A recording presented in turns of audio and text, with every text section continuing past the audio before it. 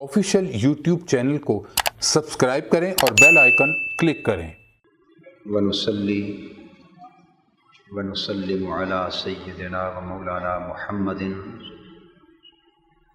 रसूलिहिन नबिय्यिल अमीनिल मकीनिल हनीनिल करीमिल रऊफिर रहीम। अम्मा बाद, बिस्मिल्लाहिर रहमानिर रहीम।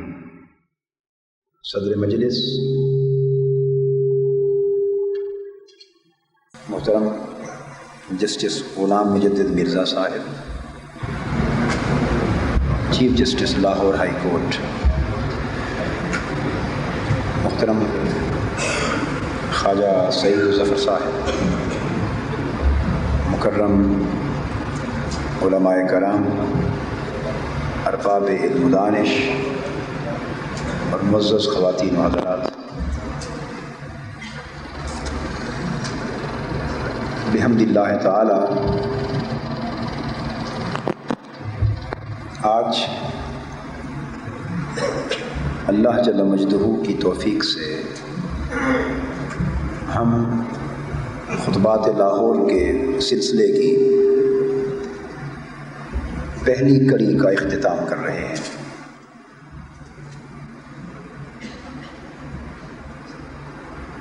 आज का मौजू इस्लाम और जदीद साइंसी तहकीकात के हवाले से मुताला-ए आफाक है।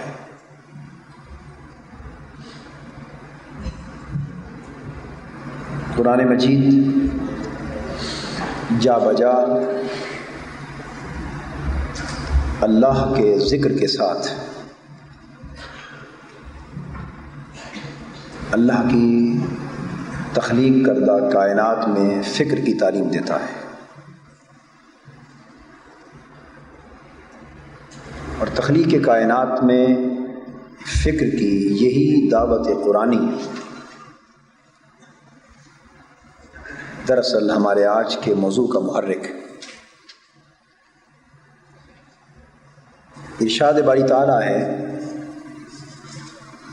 अल्लज़ीना यज़कुरून अल्लाह क़ियामन व क़ुऊदन व अला जुनूबिहिम यतफ़क्करून फ़ी ख़ल्क़िस समावाति वल अर्ज़ रब्बना मा ख़लक़्त हाज़ा बातिला।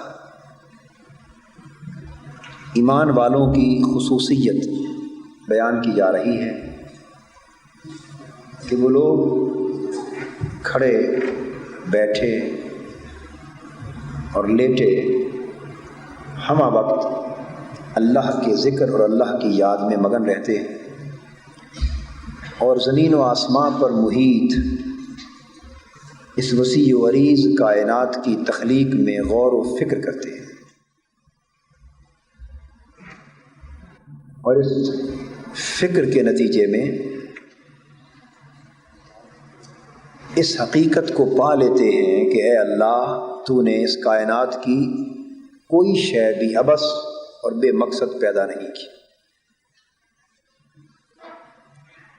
यहाँ कुरान मजीद ने ज़िक्र इलाही के बाद मारिफत इलाही से पहले जिस अम्र की निशानदेही की वो है to think in the creation of the heavens and earth.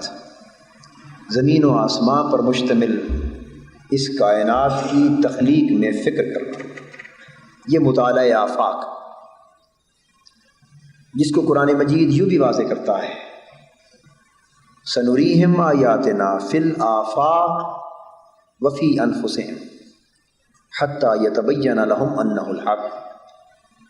हम अनकरीब उन्हें अपनी निशानियाँ दिखा देंगे आफाक में, आलम आफाक में, इस फिज़िकल वर्ल्ड में, ज़मीन व आसमां पर मुहीत इस पूरी कायनात में और उनके अपने नुफूस में, हत्ता कि उन पर यह हकीकत आश्कार हो जाएगी कि हक अल्लाह है। अब कुरान मजीद ने कई मुकामात पर मुताला-ए आफाक की, बल्कि मैं यूँ कहूँगा कि आफाक के साइंसी मुताला की दावत दी। इरशाद बारी ताला है, अलम तरौ کیف خلق اللہ سبع سماوات طباقا،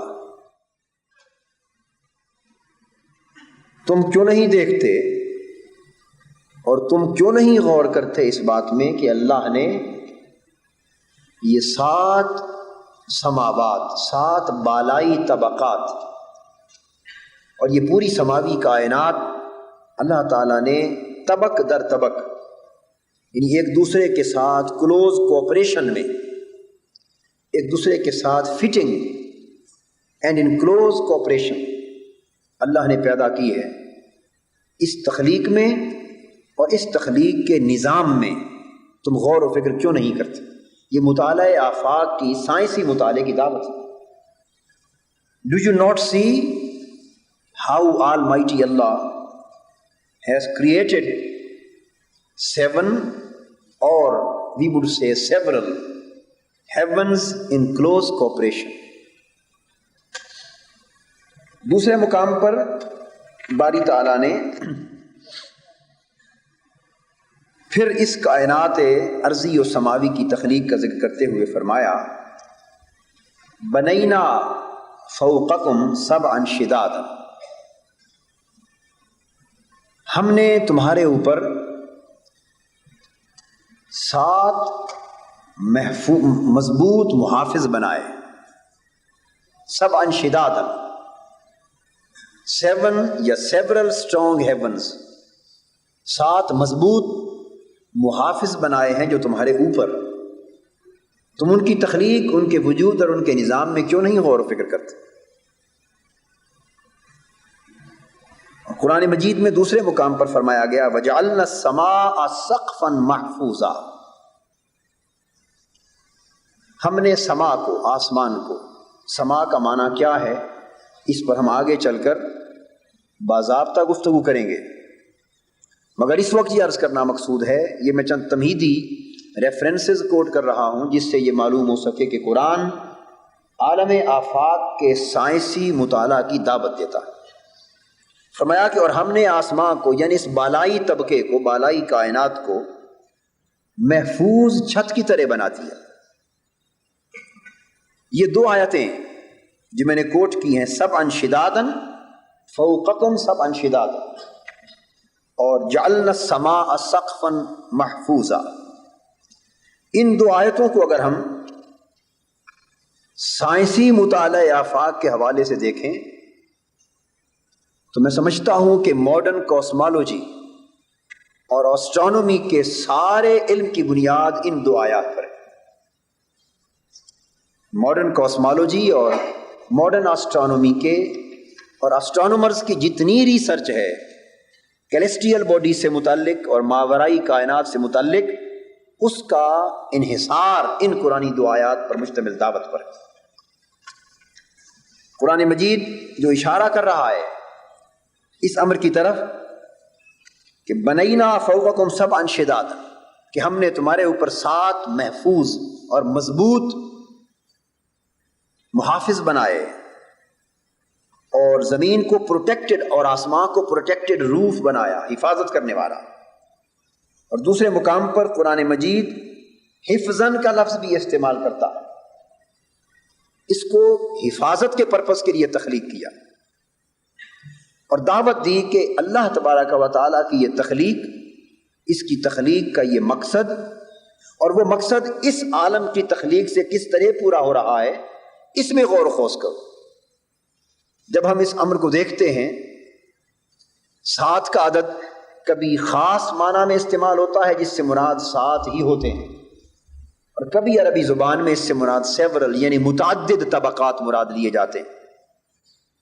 اس میں عدد خاص نہیں بلکہ متعدد سیورل چیزوں کا معنی مراد لیا جاتا ہے، اور دونوں چیزیں قرآن مجید سے، حدیث سے، عربک لٹریچر سے ثابت ہے۔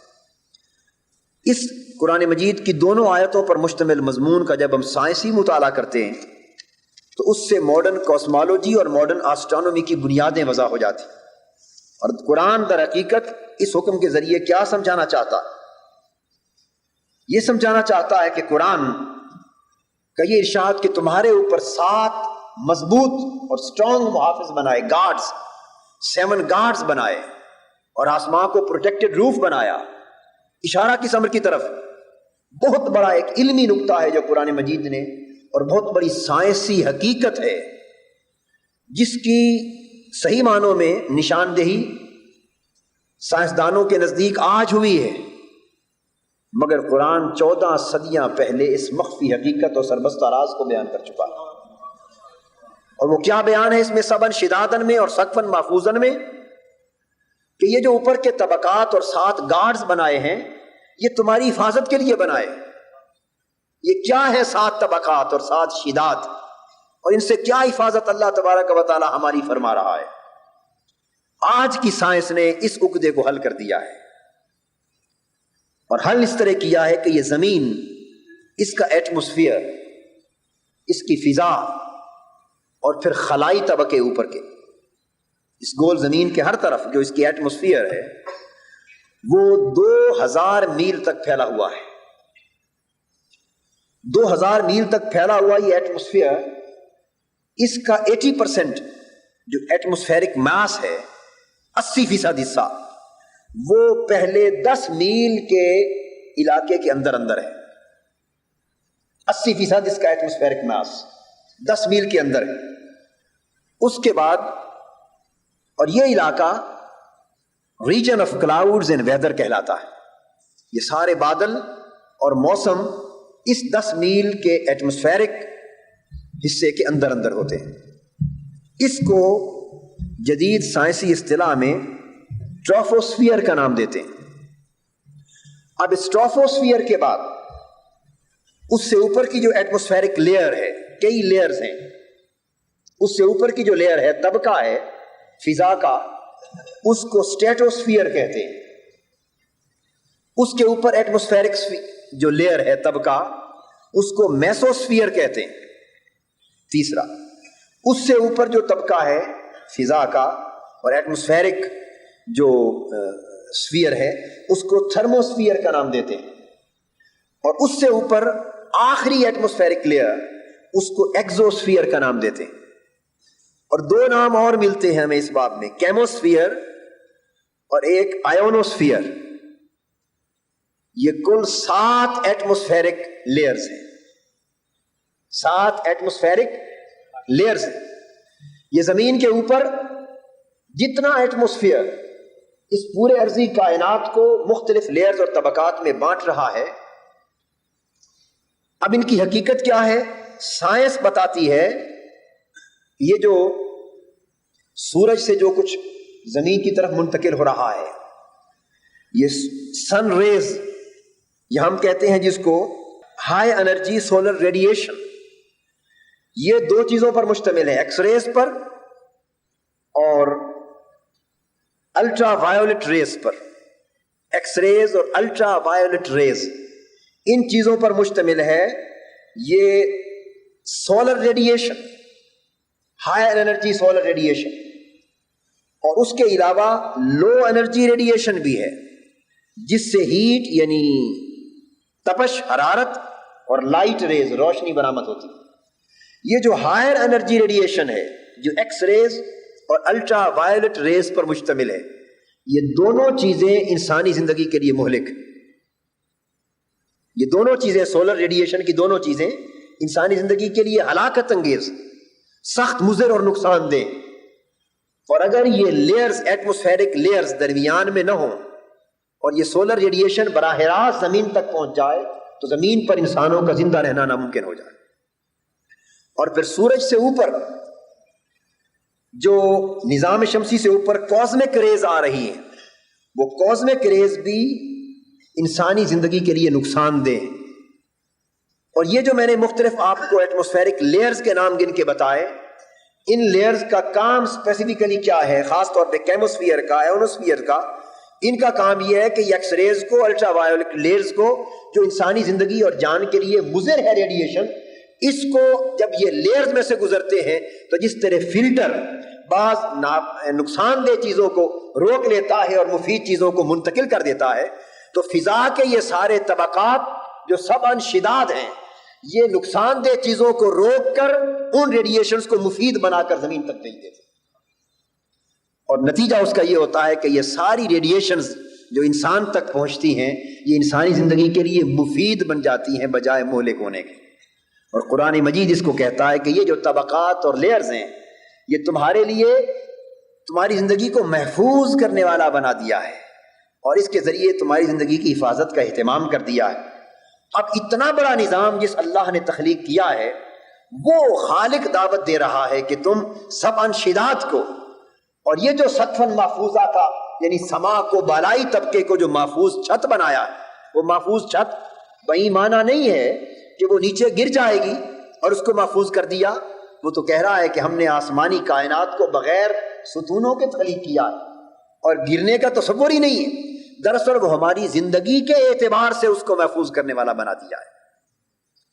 اتنی بڑی دعوت قرآن مجید ان حقائق کو بیان کرنے کے بعد ہمیں دیتا ہے اور کہتا ہے کہ تم ان حقیقتوں کی تخلیق کے اندر غور و خوض کیوں نہیں کرتے. یہ وہ امور ہیں جن پر آج جدید دور کی سائنس کی بہت ساری برانچز بیس کر رہی ہیں. اس طرح قرآن مجید ایک اور مقام پر فرماتا ہے وَزَيَّنَّا السَّمَاءَ الدُّنْيَا بِمَصَابِيحَ وَحِفْظًا ذَلِكَ تَقْدِيرُ الْعَزِيزِ الْعَلِيمِ. اور ہم نے آسمان دنیا سما کا میں نے عرض کیا کہ ہم ڈسکشن بعد میں کریں گے. یہ دو معنی میں مستعمل ہے لفظ سما. ایک تو اپنے اصطلاحی معنی میں جس کا معنی آسمان ہے اور جس کی بلندی تک آج سائنس نہیں پہنچ سکی تاحال, اور ایک اس کا لغوی معنی ہے. لغوی اصل کے اعتبار سے میں آگے چل کے بحث کروں گا انشاءاللہ. سما ہر چیز سے بلند طبقے کو بھی سما کہتے ہیں. تو گویا زمین سے اوپر آسمان اول تک یہ جتنا ایٹماسفیئر ہے جس میں سارے کے سارے ستارے سیارے اور جو کچھ تیر رہے ہیں یہ پوری فضائیں اور پورے خلا یہ سارے سما کہلاتے ہیں. اور آسمان اول سے نیچے کی ساری فضا اپنی لغوی اصل کے اعتبار سے لغوی معنی کے اعتبار سے زمین سے اوپر آسمان اول کے درمیان پوری فضا کو سماء دنیا کہتے ہیں, کیونکہ دنیا کا معنی ہے دی نیئرسٹ ہیون, سب سے نچلا اور سب سے قریب تر بالائی طبقہ. اس کو قرآن نے کہا ہم نے اسے مزین کر دیا لیمپس کے ساتھ, چراغوں کے ساتھ, ود لائٹس وحفظاً اینڈ ود گارڈز. ہم نے اس کو مزین کر دیا دو چیزوں کے ساتھ, ود لائٹس اینڈ گارڈز.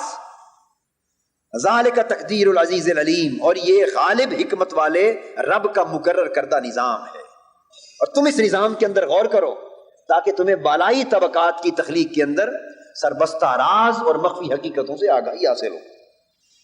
یہ قرآن مجید نے جو لیمپس کا اشارہ کیا مصابیح کے ساتھ اس سماء دنیا کو مزین کیا, یہ چراغ کہا, یہ لائٹس کیا ہیں؟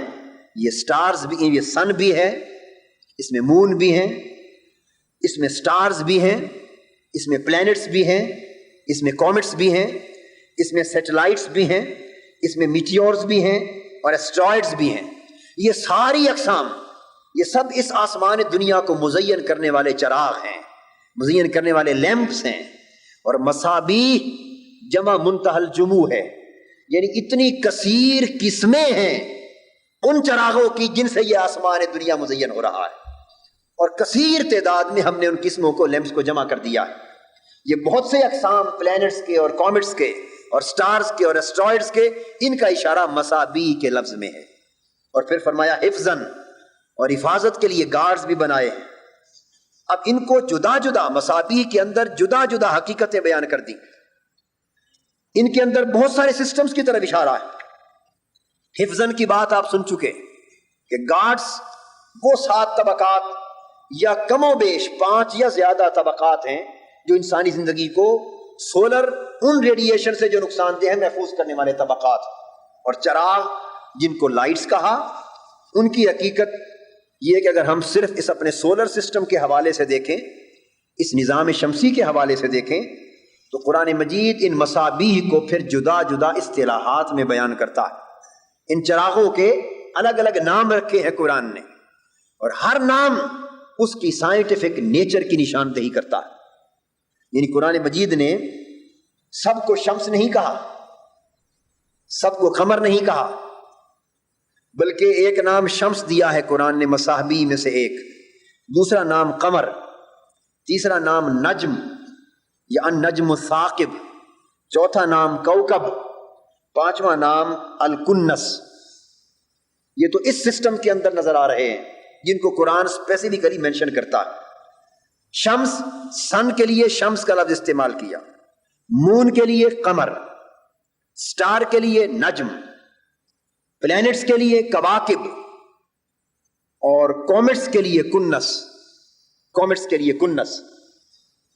اور پھر قرآن مجید نے ان میں سے ہر ایک کی ڈسکرپشن جدا جدا کی، جس سے ان کی سائنٹیفک نیچر اور ان کی فنکشننگ اور ان کی ورکنگ اور ایک دوسرے کے ساتھ ان کے ڈیفرنسز کیا ہیں اس کا پتہ چل رہا ہے. یعنی شمس کے لیے قرآن مجید نے کہا جعل الشمس ضیاء، اور ہم نے سورج کو سورس آف لائٹ بنایا. یہ کتنی بڑی سائنٹیفک حقیقت ہے. اب دور سے جب آپ دیکھتے ہیں تو ہر شے چمکتی ہوئی نظر آ رہی ہے، تو انسان ننگی آنکھ سے تو فیصلہ نہیں کر سکتا کہ ان چمکنے ہوئے اجرام میں فرق کیا ہے. مگر قرآن کہتا ہے سورج کے بارے میں جعل الشمس ضیاء، ہم نے سورج کو سورس آف لائٹ بنایا. نمبر 1. دوسرے مقام پر فرمایا جعلنا سراجا وہاجا، we have made the sun source of heat and source of light. ہم نے سورج کو روشنی کا منبع اور حرارت کا منبع، دو چیزوں کا سرچشمہ بنایا. آج سائنس حقیقت پر پہنچی ہے کہ سورج وہ وجود ہے جو روشنی کا منبع ہے. اس سے روشنی کسی اور جرم کی روشنی منعکس نہیں ہو رہی، بلکہ خود روشنی اس سے اوریجنیٹ ہو رہی ہے. یہ روشنی کو پیدا کر رہا ہے اور یہ حرارت کو جنم دے رہا ہے. تو قرآن مجید نے اس کو ضیاءً سراجن وہاجن کہا. اور سورج کی یہ جو اصل خوبی ہے کہ یہ کسی اور کی روشنی کو منعکس نہیں کرتا، بلکہ اپنی روشنی اور تپش کائنات کو دیتا ہے. اس لیے سورج اور چاند میں فرق ہے. چاند کے لیے کہا جعل القمر فیہن نورا، اور ہم نے ان سماوی طبقات کے اندر چاند کو منور کیا ہے، چاند کو روشن کیا ہے. تو جو چیز روشن ہوتی ہے وہ کسی سے روشنی لے کے بھی روشن ہو سکتی ہے، مگر ضیاء اور سراج جس کو کہا جاتا ہے وہ کسی کی روشنی ریفلیکٹڈ لائٹ سے منور نہیں ہوتا، بلکہ وہ خود سورس آف لائٹ اور سورس آف ہیٹ ہوتا ہے. تو شمس اور قمر میں دو الفاظ جدا استعمال کر کے ان کی سائنٹیفک نیچر کو بیان کر دیا. اور یہاں ایک لطیف ایمانی نکتہ بیان کرتا چلوں کہ جو مقام اس سولر سسٹم کے اندر کہ پلینٹس بھی سورج کے گرد گھومتے ہیں اور پھر سیٹلائٹس ان کے ساتھ اٹیچڈ ہیں، یعنی جتنے مختلف اجرام سماوی ان ساروں کا مرکز و محور سورج ہے، جس کو قرآن نے شمس کہا اور جو ایکچوئل سورس ہے لائٹ اور ہیٹ کی. تو جو مقام اس سولر سسٹم کے اندر سورج کو حاصل ہے وہ مقام کائنات انسانیت اور کائنات نبوت کے اندر نبی اکرم صلی اللہ علیہ وسلم کی ذات کو حاصل ہے. چونکہ چاند کی روشنی ریفلیکٹڈ ہے اور سورج کی روشنی as a source of light ہے، اس لیے نبی اکرم صلی اللہ علیہ وسلم کو قرآن نے سورج کے ساتھ تشبیہ دی ہے، چاند کے ساتھ تشبیہ نہیں دی. فرمایا یا ایھا النبی انا ارسلناک شاہدا ومبشرا ونذیرا وداعیا الی اللہ باذنہ وسراجا منیرا. اے نبی صلی اللہ علیہ وسلم آخر میں فرمایا کہ ہم نے آپ کو مشاہد بنایا، مبشر بنایا، نذیر بنایا، داعی الی اللہ بنایا. یہ نبوت کے سارے ایٹریبیوٹس عطا کیے اور آپ کو ریفلیکٹڈ نور رکھنے والا، یعنی منعکس شعاع رکھنے والا، روشنی رکھنے والا وجود نہیں بنایا، بلکہ نور کا منبع سر چشمہ بنایا ہے. سراجا منیرا، آپ کو سورج کی مانند بنایا ہے کہ جس طرح سولر سسٹم کے اندر روشنی اور حرارت کا منبع سورج کا وجود ہے، اس طرح کائنات نبوت کے پورے نظام میں تمام انبیاء کو ملنے والی اور تمام انسانوں کو ملنے والی روشنیوں کا منبع آپ کا وجود ہے. اور اس کو ساتھ کہا منیرا، اور منور نہیں کہا. منیرا وہ ہوتا ہے جو خود بھی روشن ہو اور اوروں کو بھی روشن کر دے. تو سراج منیرا کے اس تعلق نے حضور نبی اکرم صلی اللہ علیہ وسلم کے مقام کو بطور سراج منیر واضح کر دیا. یعنی اگر آپ اس اینگل سے دیکھتے ہیں تو میں سمجھتا ہوں کہ مقامات نبوت کا بھی ایک سائنٹیفک ریویو ہو جاتا ہے، کہ مقامات نبوت کا بھی سائنسی مطالعہ انسان کرے تو بہت سی مخفی حقیقتیں منظر عام پہ آتی. تو شمس اور قمر جدا جدا ان کی حیثیتیں بیان کی. تیسرا لفظ نجم استعمال کرتا ہے قرآن کیلیسٹیل باڈیز میں. نجم کو سٹار کہا، النجم الثاقب وَلَقَدْ زَيَّنَّا السَّمَاءَ الدُّنْيَا بِمَصَابِيحَ وَجَعَلْنَاهَا رُجُومًا لِلشَّيَاطِينِ.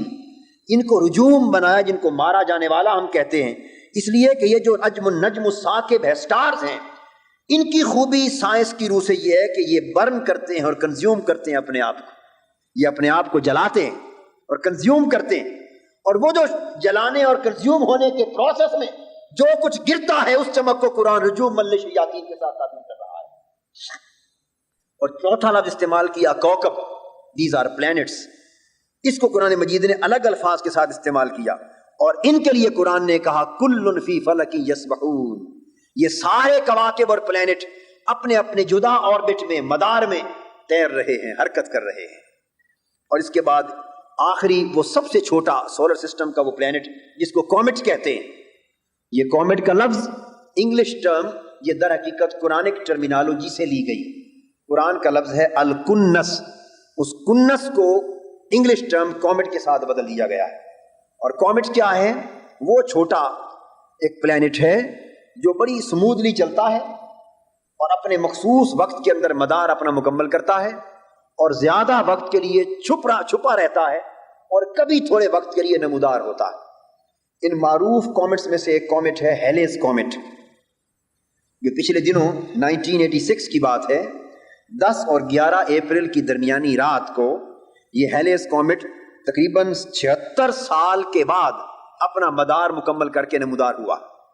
اور یہ عجیب اتفاق ہے، قاری صداقت علی صاحب موجود ہیں، ہم دونوں اس وقت واشنگٹن ڈی سی میں تھے جس رات 60,000 فٹ کی بلندی پر امریکن فلائٹ گئی، اور وہ امریکنز کو لے کر انہوں نے جا کے ہیلیز کومٹ کو دیکھا، اور اس رات ہم وہاں تھے اور ٹیلی ویژن پر اس کو واچ کرایا گیا۔ تو 76 سال کے بعد وہ ایک بار نظر آیا اور پھر چھپا رہا، اب پھر 76 سال کے بعد 2000 اور کچھ عیسوی میں جا کے دوبارہ نمودار ہوگا۔ تو کومٹ کی خوبی یہ ہے کہ وہ چھپا رہتا ہے اور کبھی کبھی نمودار ہوتا ہے۔ یہ تو آج سے پہلے، مدتوں پہلے کومٹ اور اس کا یہ انداز چلنے کا کون جانتا تھا، مگر قرآن مجید 14 صدیاں پہلے سولر سسٹم کے ایک چھوٹے سے پلینٹ کومٹ کی اس کردار کو بیان کرتے ہوئے بیان کر رہا ہے، لا اقسم بالخنس الجوار الکنس، اس کو الجوار الکنس کہا قسم ہے ان چھوٹے چھوٹے سیاروں اور پلینٹس کی جو سمودلی چلتے ہیں، کبھی چھپ جاتے ہیں کبھی نظر آتے ہیں، کبھی چھپ جاتے ہیں کبھی نظر آتے ہیں۔ اس تصور کو قرآن مجید نے جو الکنس کہا، آج کی سائنس جا کے کومٹ کے وجود کی تلاش کے بعد اس نتیجے پر پہنچی۔ تو میں عرض یہ کر رہا تھا، اور پھر قرآن مجید ان کے تصورات کو سسٹم دیتا ہے، کل یجری لاجل مسمى، یہ اپنے یہ جو تصور ہے نا مدار کا، کہ کومٹ 76 ہیلیز کومٹ 76 مقرر 76 سال کی مدت کے بعد جا کے مکمل کرتا ہے۔ سورج کے مدار کا اتنا ہے، اس طرح زمین کے مدار کو اتنا وقت لگتا ہے، 300 جس طرح 64 دن سال کے بن جاتے ہیں۔ تو یہ ساری مقرر مدتیں، دو چیزیں ہیں قابل توجہ نظام کے اندر، ایک ان کے نظام گردش کے اندر راستوں کا معین ہونا، اور ایک ان کے یعنی مدار کا معین ہونا، اور ایک مدار کو مکمل کرنے کے لیے مدت کا مقرر ہونا، دونوں کو قرآن بیان کرتا ہے۔ قرآن کہتا ہے کہ والشمس تجری لمستقر لها ذالک تقدیر العزیز العلیم، اور کل فی فلک یسبحون، کہ سورج اپنے مقرر مدار میں حرکت کرتا ہے، اور لوگوں جان لو کہ یہ اللہ کے مقرر کردہ راستے ہیں جن سے سورج دائیں بائیں حرکت نہیں کر سکتا۔ اور ہر سیارے اور ستارے کے لیے کہا کل فی فلک، فلک مدار کو کہتے ہیں، ہر پلینٹ اور ہر ستارہ اپنے مقرر مدار کے اندر گردش کر رہا ہے۔ تو گویا مداروں کا مقرر ہونا قرآن بیان کرتا ہے، اور پھر ہر مدار کا مکمل کرنا ایک مخصوص معین مدت پر مبنی ہے۔ یہ اس تصور کو قرآن 1400 سال پہلے بیان کرتے ہوئے کہتا ہے کل یجری لاجل مسمى، کہ ہر پلینٹ اور ہر سیارہ، سورج اور چاند، ہر کوئی اپنے مدار کو ایک مقرر مدت کے اندر جا کر مکمل کرتا ہے، اور وہ مقرر مدت جو ہے وہ ہمارے پھر زمان کے نظام کو وضع کرتی ہے۔ تو قرآن مجید نے یہ جو تصور دیا تھا مصابیح کا اور حفظہ کا، دونوں قرآن مجید نے اس کو ایکسپلین کیا ہے۔ اس طرح قرآن مجید اس تصور کو یہ بھی بیان کرتا ہے الشمس والقمر بحسبان والشجر یسجدان والسماء رفعها ووضع المیزان، فرمایا کہ سورج اور چاند بحسبان، اس کو قرآن مجید کہتا ہے کہ یہ سورج اور چاند اپنے ایگزیکٹلی کمپیوٹڈ کورسز کے اوپر چل رہے ہیں بحسبان. اس کا معنی ایگزیکٹلی کمپیوٹڈ کورسز، یعنی ایگزیکٹ بالکل معین وضع کردہ طے کردہ مقرر کردہ کورسز کے اوپر سورج و چاند اور سب کو چل رہا ہے. اور پھر اس کے بعد فرمایا والنجم والشجر، اور اسی طرح ستارے اور زمین کے اوپر درخت یسجدان اللہ کی بارگاہ میں سجدہ ریز ہیں، یعنی وہ بھی اپنے کام میں مصروف ہیں. السماء رفعها، والسماء، اور جو سمان ہے آسمان بلندی بالائی طبقہ، اس کو اونچائی دے دی ہے، اس کو بالائی طبقہ بنا دیا ہے. ووضع المیزان، میزان سے مراد پرفیکٹ بیلنس ہے، اور اس پورے بالائی طبقات کے اندر اللہ تعالیٰ نے ایک پرفیکٹ بیلنس رکھ دیا ہے. اور اس بیلنس کا عالم یہ ہے کہ ہزارہ نہیں، لاکھوں نہیں، کروڑوں نہیں، اربوں نہیں، کھربوں نہیں، لا تعداد اجرام سماوی ہے جو اپنے اپنے مدار میں چل رہے ہیں. اور میزان کیا ہے؟ یہ وہ کشش ثقل کا ایک نظام ہے کہ ہر کوئی اپنے مدار پہ چل رہا ہے اور کوئی کسی سے ٹکراتا نہیں ہے. اور کروڑ گلیکسیز ہیں، اور ایک ایک گلیکسی کروڑ ارب وجودوں پر مشتمل ہے، اور اس میں چھوٹے بھی ہیں بڑے بھی ہیں. یعنی چھوٹے بڑوں کا اندازہ آپ یہاں سے کیجئے کہ بڑے ستارے وہ بھی ہیں جن کے ضخامت کا اور وسعت کا تصور بھی نہیں کیا جا سکتا، اور چھوٹے چھوٹے ستارے وہ بھی ہیں کہ جو 20 میل کی لمبائی کے وجود پر مشتمل ہیں. تو یہاں تو سمندروں میں تو یہ ہے نا کہ چھوٹی مچھلی اور بڑی مچھلی مل کے رہے تو بڑی مچھلیاں کھا جاتی ہیں، اور ہماری زمین پر یہ ہے کہ بڑے لوگ اور چھوٹے لوگ مل کے رہیں تو بڑے لوگ چھوٹوں کو کھا جاتے ہیں. مگر اس کو قرآن مجید نے کہا وَوَضَعَ الْمِيزَانَ، میں نے بالائی کائنات میں جو نظام بنایا اس میں چھوٹے وجود بھی ہیں بڑے وجود بھی ہیں، مگر اتنا پرفیکٹ بیلنس بنا دیا ہے کہ کوئی بڑا وجود چھوٹے وجود کو کھاتا نہیں. یعنی کھانا سے مراد کیا ہے؟ یعنی ٹکرا کر اس کے وجود کو ختم نہیں کرتا، ہر کوئی اپنے وجود کے مطابق چل رہا ہے. تو قرآن مجید کے ان تصورات نے دراصل ماڈرن سائنس کو، ماڈرن کاسمولوجی کو، ماڈرن اسٹرانومی کو، ایسٹرو فزکس کو، فزکس کو، اور بہت سارے جدید اس کائنات کے طبیعی ارتقاء کے مسائل اور عالم آفاق کی حقیقتوں کو جاننے کی تمام سائنسز کے دروازے کھول دیے. ان حوالوں کو سامنے رکھتے ہوئے اور قرآن مجید نے پھر انبیاء علیہ السلام کو بھی سائنسی مطالعہ کرایا گیا. سیدنا ابراہیم علیہ السلام کی نسبت قرآن مجید کہتا ہے وَكَذَلِكَ نُرِي إِبْرَاهِيمَ مَلَكُوتَ السَّمَاوَاتِ وَالْأَرْضِ وَلِيَكُونَ مِنَ الْمُوقِنِينَ، اور ہم نے اسی طرح ابراہیم علیہ السلام کو زمین و آسمان کی پوری کائنات کی بادشاہتیں دکھا دی، اور یہ سارا مشاہدہ اس لیے کرا دیا تاکہ وہ صاحب یقین ہو سکیں. تو اندازہ یہ ہوتا ہے کہ سائنٹیفک آبزرویشن اگر نصیب ہو تو اس سے ایمان کو ایقان کا درجہ نصیب ہوتا ہے، تو ایمان کی تقویت کا باعث. اور انبیاء علیہ السلام بھی سائنٹیفک ریسرچ کا ایپٹیچیوڈ رکھتے تھے، وہ انالیسز اور مشاہدے کے خوگر تھے. ابراہیم علیہ السلام اللہ کی بارگاہ میں عرض کرتے ہیں رب ارنی کیف تحیی الموتیٰ، میرے اللہ مجھے آنکھوں سے دکھا، سائنٹیفک آبزرویشن اور ایکسپیریمنٹل ویریفیکیشن کے ذریعے مجھے دکھا کہ تو مردوں کو کس طرح زندہ کرتا ہے. ہماری تعلیم کے لیے باری تعالیٰ نے فرمایا اولم تؤمن، اے ابراہیم کیا تمہارا اس پر ایمان نہیں ہے کہ مردوں کو زندہ کرتا ہوں؟ عرض کیا اے باری تعالیٰ ایمان ہے ولکن لیطمئن قلبی، مگر یہ آبزرویشن ہو جائے گی تو دل کو اطمینان نصیب ہو جائے گا. تو یہ کوگنیشن کا درجہ کنوکشن سے بدل جاتا ہے، ایمان کا درجہ ایقان سے بدل جاتا ہے. تو ان تمام امور کو سامنے رکھتے ہوئے ہم جب قرآن مجید کا مطالعہ کرتے ہیں اس عالم آفاق کی نسبت، اس کائنات کی تخلیق اور اس کے وجود کی نسبت، تو ہمیں وہ بہت سے حقائق منظر عام پہ نظر آتے ہیں کہ جن حقائق کو آج سے چند سال پہلے تک دنیا سائنس نہیں جانتی تھی.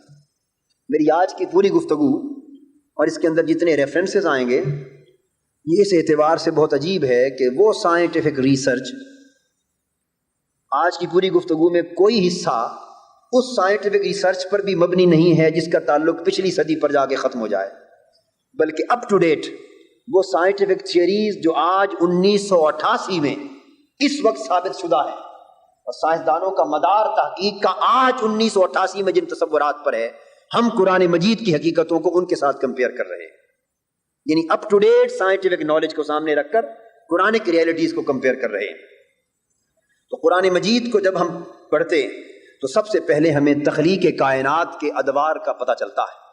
قرآن کا نقطہ نظر یہ ہے کہ ساری زمین و آسمان پر مشتمل کائنات کل 6 ادوار میں تخلیق کی گئی. 6 eras of evolution, 6 eras of creation of universe. قرآن مجید کا ارشاد ہے ان ربکم اللہ الذی خلق السماوات والارض فی 6 ایام، بے شک تمہارا رب اللہ ہے جس نے آسمانوں اور زمین کو یعنی کائنات پست و بالا کو 6 ایام میں 6 دنوں کے اندر تخلیق فرمایا. یہ ارشاد قرآن مجید کا سورہ یونس آیت نمبر 3 میں اختصار کے لیے صرف اب ریفرنس کوٹ کر رہا ہوں. سورہ سجدہ آیت نمبر 4 کی آیت کوٹ کرنا چاہتا ہوں.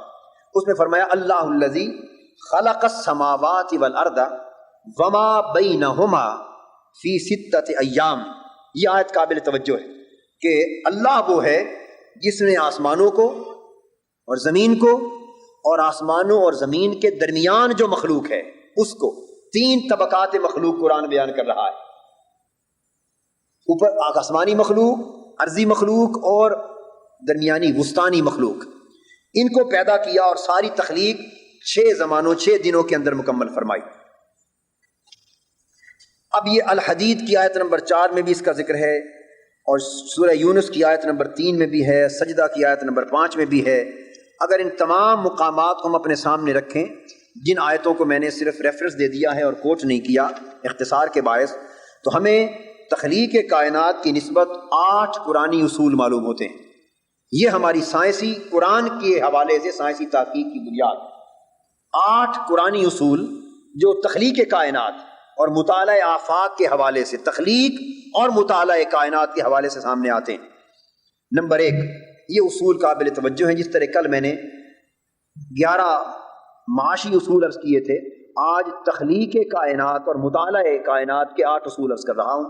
سب سے پہلا، کائنات از خود معرض وجود میں نہیں آئی، اسے باری تعالیٰ نے تخلیق فرمایا ہے. یعنی اس کی تخلیق بائی چانس نہیں ہے، اتفاقیہ نہیں، ایک خالق کریٹر کے ارادے اور فعل خلق کا نتیجہ ہے. ایک. نمبر 2، کائنات کی تخلیق کو 3 حصوں میں تقسیم کیا گیا ہے، بالائی، زیریں اور وسطانی، یعنی آسمانی، زمینی اور خلائی. یہ بات قابل توجہ ہے. آسمانی مخلوق السماوات، زمینی مخلوق والارض وما بینہما، اور خلائی مخلوق. یہ جو کاسمک ایکسٹرا گلیکٹک ورلڈ ہے اس سے وما بینہما کی تخلیق کی تفصیلات معلوم ہوتی ہیں، جو گلیکسیز پر اور پلینیٹری سسٹمز پر اور سٹارز پر مشتمل ہیں. تیسرا اصول، آسمانوں کی طرح زمینیں بھی متعدد ہیں. یہ بات قابل توجہ. جس طرح آسمان متعدد ہیں، بہت سے ہیں، اس طرح زمینیں بھی متعدد ہیں. اگر 7 کا عدد، 7 سماوات، 7 کا عدد اگر مخصوص محض تعدد اور کثرت کے معنی میں مراد لیا جائے، یعنی پلوریلٹی کے معنی میں، تو اس کا مطلب یہ ہوگا کہ آسمان بھی بہت سے ہیں اور زمینیں بھی بہت سی ہیں. اور اگر 7 کا عدد خاص اور عدد معین مراد لیا جائے، یعنی 7 ہی عدد مراد لیں، اس کا مطلب یہ ہوا کہ وہ سماوی طبقات جن کو قرآن آسمان سے تعبیر کرتا ہے وہ 7 ہیں، اور اسی طرح کی زمینیں بھی 7 ہیں. اس کا مطلب یہ ہوا کہ سائنس کو ابھی بہت سے مرحلے طے کرنے ہوں گے ان 7 آسمانوں کی حقیقت کو جاننے کے لیے اور 7 زمینوں کی حقیقت کو جاننے کے لیے. اور اس کی تصدیق قرآن مجید کی اس آیت کریمہ سے ہوتی ہے. سورہ طلاق آیت نمبر 12 ارشاد فرمایا اللہ الذی خلق 7 سماوات ومن الارض مثلہن. اللہ ہے وہی اللہ جس نے 7 آسمانوں کو پیدا کیا اور انہی کی طرح 7 زمینوں کو تخلیق کیا. ومن الارض مثلہن، اور ان 7 آسمانوں ہی کی طرح 7 زمینیں تخلیق کی. اور قاضی ثناء اللہ پانی پتی سیدنا ابو ہریرہ رضی اللہ تعالیٰ عنہ سے مروی حدیث نقل کرتے ہیں، جس کو امام احمد بن حنبل نے مسند میں اور امام ترمذی نے بھی روایت کیا، جس سے زمینوں کے بھی 7 ہونے کا ثبوت ملتا ہے. اب وہ 7 کا عدد چاہے تو ایگزیکٹ 7 کے معنی میں لے، چاہے تو پلوریلٹی اور تعدد کے حوالے سے سیورل کے معنی میں لے، ازر و شرع دونوں درست ہیں. اس کے بعد چوتھا اصول، کائنات ارض و سما کی تخلیق تدریجاً عمل میں آئی، ایک گریجول پروسیس میں عمل میں آئی، یک لخت ساری کائنات کی تخلیق نہیں ہوئی. پانچواں اصول، کائنات کی تخلیق کا تدریجی عمل، evolutionary process of the creation of universe, یہ 6 ایام میں مکمل ہوا. اب یہ نقطہ قابل توجہ ہے جس کی وضاحت ہم آگے چل کے کریں گے. 6 دنوں میں، 6 ایام میں مکمل ہوا۔ چھٹا، کائنات ارض و سما کے جملہ امور ایک باقاعدہ نظام کے تابع جو باری تعالیٰ کے حکم اور قدرت سے قائم اور رواں اور دماں ہے۔ اور میں باقی جو 2 ہیں ان کی صرف خلاصہ عرض کر دیتا ہوں۔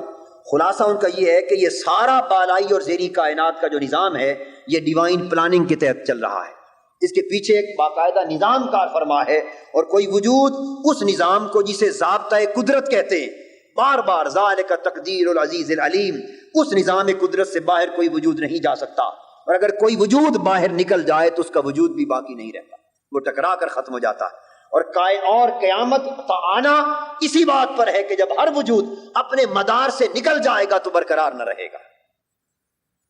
ان 8 اصولوں کو سامنے رکھ کر اب ہم اپنی گفتگو کا پہلا نقطہ 6 ایام کے معنی کے بیان سے لے رہے ہیں۔ سوال پیدا ہوتا ہے کہ اس پوری کائنات کو 6 ایام میں پیدا کرنا، 6 دنوں میں، تو یوم سے مراد کیا ہے؟ عام لوگوں نے اور بہت سے اہل علم نے یہاں یوم سے مراد وہی طلوع اور غروب آفتاب کا 24 گھنٹے والا دن مراد لے لیا ہے۔ یہ بات درست نہیں ہے۔ اس لیے درست نہیں ہے معذرت کے ساتھ کہ یہاں تو ذکر ہو رہا ہے زمین و آسمان اور اس کے درمیان جو کچھ ہے اس کی تخلیق 6 ایام کے اندر ہوئی، تو سورج کے طلوع و غروب کا نظام اور 24 گھنٹوں پر مشتمل دن، یہ دن تو اس وقت وجود میں آیا جب سورج وجود میں تھا، جب زمین موجود تھی اور طلوع اور غروب کا نظام موجود تھا، تو اس نظام کے موجود ہونے نے 24 گھنٹے کی مدت کو ایک دن بنا دیا۔ مگر قرآن جس وقت 6 دنوں کا ذکر کر رہا ہے اس وقت تو نہ سورج تھا، نہ زمین تھی، نہ طلوع و غروب تھا، نہ زمین و آسمان کی پوری کائنات تھی، نہ وقت کا تصور تھا، نہ دن کا تصور تھا۔ تو اس وقت تخلیق کائنات کی مدت کو قرآن 6 ایام کے ساتھ تعبیر کر رہا ہے، جس کا مطلب صراحت کے ساتھ یہ ہو گیا کہ قرآنی ایام سے مراد 24 گھنٹے کا یوم نہیں ہے، بلکہ اس سے مراد کچھ اور مدت ہے، اور وہ اس مدت سے مراد پیریڈ ہے، ایرا ہے۔ سو ہم 6 ایام کا معنی قرآن کے حوالے سے کریں گے کہ ان 6 ایراز آف کریشن اللہ نے زمین و آسمان اور ماورائی ساری کائنات کو تخلیق کے 6 ادوار میں مکمل کیا، 6 پیریڈز میں، 6 ایراز میں، 6 زمانوں میں مکمل کیا۔ اب یہ جو میں نے معنی قرآن مجید سے اخذ کیا ہے یہ خود قرآن مجید سے ثابت ہے، اور قرآن خود یوم کا لفظ ایسے معنی میں استعمال کرتا ہے۔ سورہ السجدہ آیت نمبر 5 قیامت کے دن کی بات کرتے ہوئے قرآن کہتا ہے فی یوم کان مقدارہ الف سنہ مما تعدون، کہ یہ سب کچھ ایک دن میں ہوگا، فی یومن ایک دن میں ہوگا، اور اس ایک دن کی مدت کیا ہے لوگوں؟ تمہارے شمار کے مطابق 1000 سال کا ہے۔ تمہارے طلوع و غروب آفتاب کا جو دن ہے نا 24 گھنٹے والا، اس شمار کے مطابق 1000 سال کی مدت کو ہم ایک یوم کہہ رہے ہیں۔ اب آئیے سورہ المعارج آیت نمبر 4 دوسرے مقام پر یوم کی مدت اور بیان کی، پھر فرمایا تعرج الملائکۃ والروح الیہ فی یوم کان مقدارہ 50 الف سنہ، کہ یہ وہ وقت ہوگا جب فرشتے اور جبرائیل اس کی طرف عروج کریں گے، اور وہ دن ہوگا کہ ایک دن، مگر اس کا اندازہ دنیا کے حساب کے مطابق 50,000 سال پر مشتمل ہے۔ تو دنیاوی حساب کے مطابق 50,000 سال کی مدت کو قرآن ایک یوم قرار دے رہا ہے۔ تو یہ امر طے پا گیا کہ جب 1000 سال کی مدت کو بھی یوم کہا اور 50,000 سال کی مدت کو بھی یوم کہا، تو اس کا مطلب یہ ہوا کہ قرآنی لفظ یوم کا معنی دراصل ایک طویل مدت ہے، وہ 50,000 سال پر بھی مشتمل ہو سکتی، اور 50 کروڑ اور 50 ارب اور 50 کھرب سالوں پر بھی مشتمل ہو سکتی۔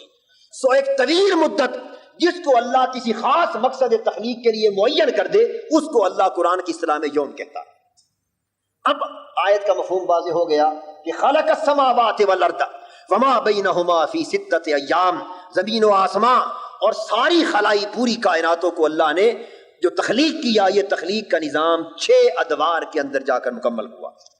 یہاں میں ایک لطف کی بات عرض کر دوں، میں جب یہ تفسیر کر چکا اور قرآن مجید کے حوالے سے اپنی یہ تحقیق مکمل کر کے آگے گزر گیا، اور اس سے اگلے مسائل پر میں سوچ رہا تھا اور لکھ رہا تھا، تو مجھے اچانک ایک خیال آیا۔ میں نے کہا کہ میں پاکستان میں رہتا ہوں، اور اہل پاکستان کے اہل علم کا، اور معذرت کے ساتھ الا ماشاء اللہ اکثر علماء کا، ہر ایک کا نہیں مگر اکثر علماء ہمارے ہاں جو عام طور پہ دور جدید کی تحقیق کے تحرک کے نظام سے وابستہ نہیں ہوئے، ان کی سوچ کا رخ یہ ہے کہ یہ بات جب چھپ گئی، یہ منظر عام پہ آئی اور اس کو کہا گیا کہ یہ تو قادری صاحب نے قرآن کے حوالے سے تحقیق کی ہے، تو شاید ہی اس کو کوئی ماننے پر تیار ہو۔ وہ کہیں گے جی دیکھو فلاں ترجمے میں اس سے مراد وہی دن ہے، فلاں تفسیر میں 24 گھنٹے کا دن ہے، فلاں میں، تو یہ جو بہت سارے حوالے مل جائیں گے اور ادھر تنہا میں اکیلا کھڑا ہوں گا تو شاید میری بات کو مسترد کر دیا جائے۔ تو مجھے چاہیے کہ پرانے بزرگوں میں سے میں بھی کوئی اپنا ہم نوا تلاش کر لوں تاکہ تقویت مل جائے، اور پھر جب کوئی بات کہے مسترد کرے تو تنہا طاہر قادری کی بات کو مسترد نہ کیا جائے بلکہ اس کھاتے میں اور بھی بہت سارے کھڑے ہوں۔ تو آپ یقین جانیں اس میں ہمارے اکابر، اسلاف، ائمہ، مفسرین اور محدثین کی علمی عظمت کا ایک پہلو جو میں آپ کے سامنے رکھ رہا ہوں کہ یہ آج ہم نے اگر یہ تحقیق کر لی تو یہ کوئی بہت بڑا تیر نہیں مارا، اس لیے کہ سائنس نے یہ تصور دے دیا ہے ایراز آف ایوولوشن کا، تو بہرحال قرآن مجید سے ٹریس ضرور کیا مگر اتنا بڑا تیر نہیں مارا۔ کمال تو ان لوگوں کی علمی تحقیق کا ہے کہ جب یہ سائنٹیفک ایراز کا کنسیپٹ وجود میں نہ تھا اس وقت انہوں نے یہ تصور دیا۔ تو جب میں نے پرانی تفاسیر کی کتابیں مزید کھنگالیں تو سب سے پہلے مجھے علامہ آلوسی صاحب روح المعانی یوم کے اسی معنی کو بیان کرتے ہوئے نظر آئے، اور انہوں نے کہا کہ 24 گھنٹے والا دن مراد لینا یہاں ناممکن ہے، اس سے مراد ایک طویل مدت کا زمانہ ہے جس کو یوم کہا۔ پھر شیخ ابو سعود بھی تفسیر ابو سعود کے حامی لکھنے والے، وہ بھی اسی کے مؤید نظر آئے۔ اس کے بعد پھر امام راغب اصفہانی المفردات میں بھی لکھتے ہوئے نظر آئے کہ یوم کے 2 معنی ہوتے ہیں، ایک معروف معنی یہی 24 گھنٹے والا دن، اور ایک دوسرا معنی جس سے مراد طویل مدت کا کوئی بھی پیریڈ لے لے اس کو یوم کہا جائے۔ بہرحال اس کی تائید مل گئی اور میں خطرے سے باہر ہو گیا۔ آئیے اب میں عرض کرنا چاہتا ہوں کہ قرآن مجید اس کائنات کی تخلیق کی نسبت 4 عناصر بیان کرتا ہے۔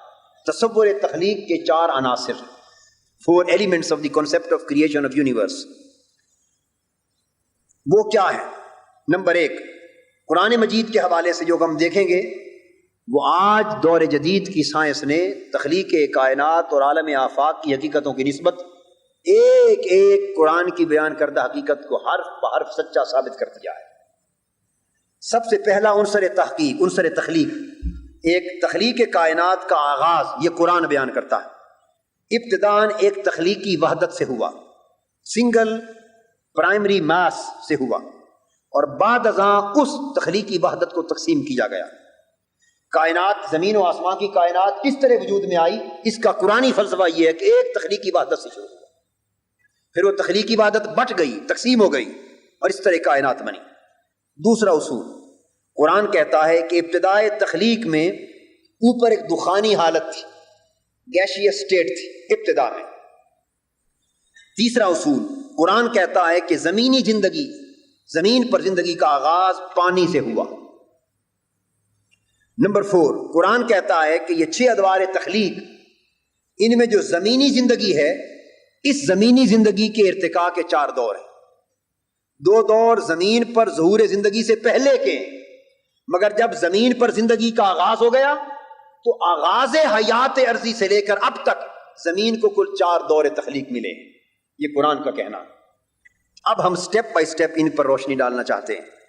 سب سے پہلا، تخلیق کائنات کا آغاز ایک تخلیقی وحدت سے ہونا، اس پر اے ریویو آف قرآن اینڈ ماڈرن سائنس۔ قرآن مجید نے اس عنصر کو 2 ٹوک طریقے سے بیان کیا۔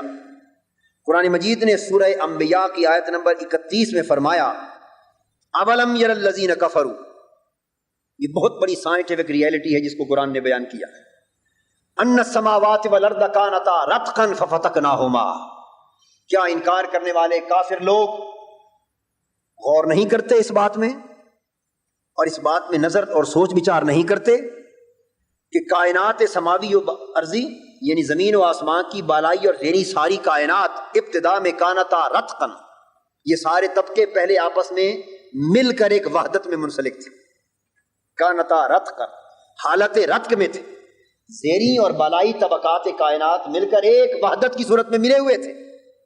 ففتقناہما، بس ہم نے اچانک ان کو پھوڑ دیا، ہم نے ان کو پھوڑ دیا، تقسیم کر دیا۔ تو اس پھوڑ دینے سے، تقسیم ہو جانے سے اوپر کے طبقات کائنات اور نیچے کے طبقات کائنات مارز وجود میں آ گئے. تو قرآن مجید کہہ رہا ہے کہ گویا وہ تخلیقی وحدت ایک یونیک میث تھا. حالت رتق اور عمل فتق، یہ دو اصطلاحیں ہیں قرآن کی. حالت رتق اور عمل فتق وہ ایک تخلیقی وحدت یونیک پرائمری میث تھا جس کو ہم نے اچانک پھوڑ دیا، اور وہ دو حصوں میں جب وہ پھٹ گیا تو اوپر اور نیچے وہ تقسیم ہو گیا. اس کے تقسیم ہونے سے کائنات مارز وجود میں آئی. رتق، انگلش میں رتق کو کیا کہتے ہیں؟ Fusing and binding together to make a homogeneous whole. مختلف چیزوں کا آپس میں فیوز کرنا، مل جانا اور ہوموجینس ہول کا بن جانا، ایک وحدت ایک کلیت کا مل کر بن جانا، اس کو رتق کہتے ہیں.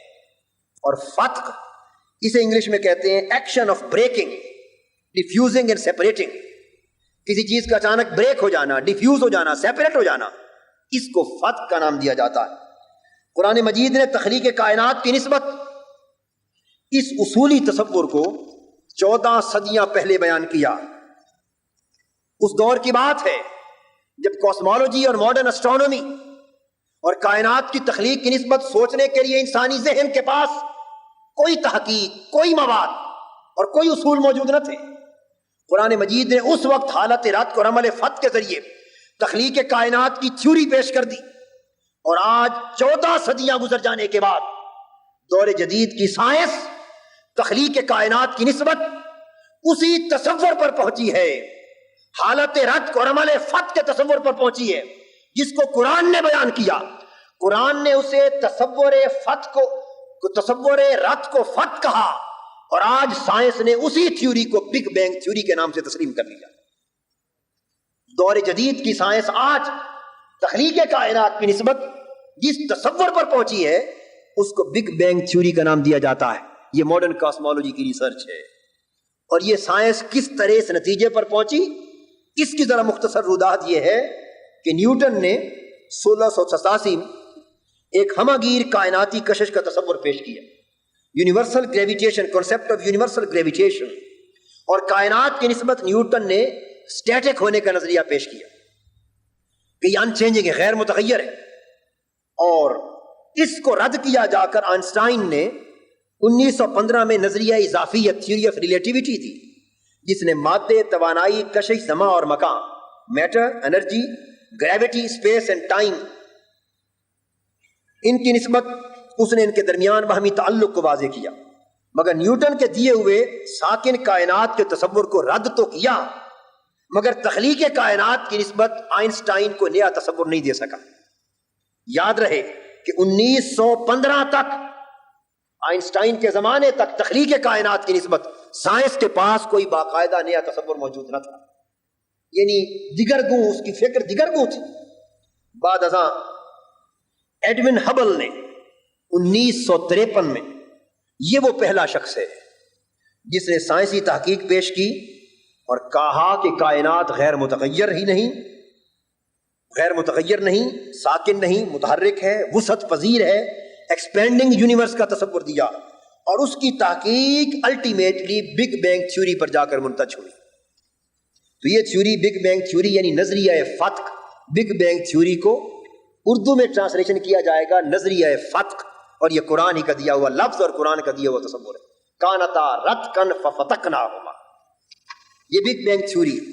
ایڈون ہبل کے بعد اب 1965 میں آرنو پینزیاز اور رابرٹ ولسن نامی 2 امریکن سائنسدانوں نے کاسمک بیک گراؤنڈ ریڈیشن کی دریافت کر کے، اب 1965 میں ان امریکی سائنسدانوں نے کاسمک بیک گراؤنڈ ریڈیشن کو دریافت کر کے یہ ثابت کر دیا ہے آج کہ طبیعی کائنات کی ابتدا ایک تخلیقی وحدت یعنی رتق سے ہوئی، جسے مائنیوٹ کاسمک ایگ کہا جاتا ہے.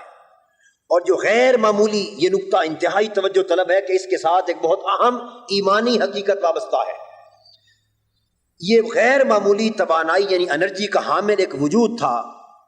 وہ وجود یعنی حالت رتق میں جو وجود تھا وہ اچانک پھٹ گیا، ایک اچانک ایکسپلوژن ہوا. ایکسپلوژن کو فتق کا نام دیا جا رہا ہے.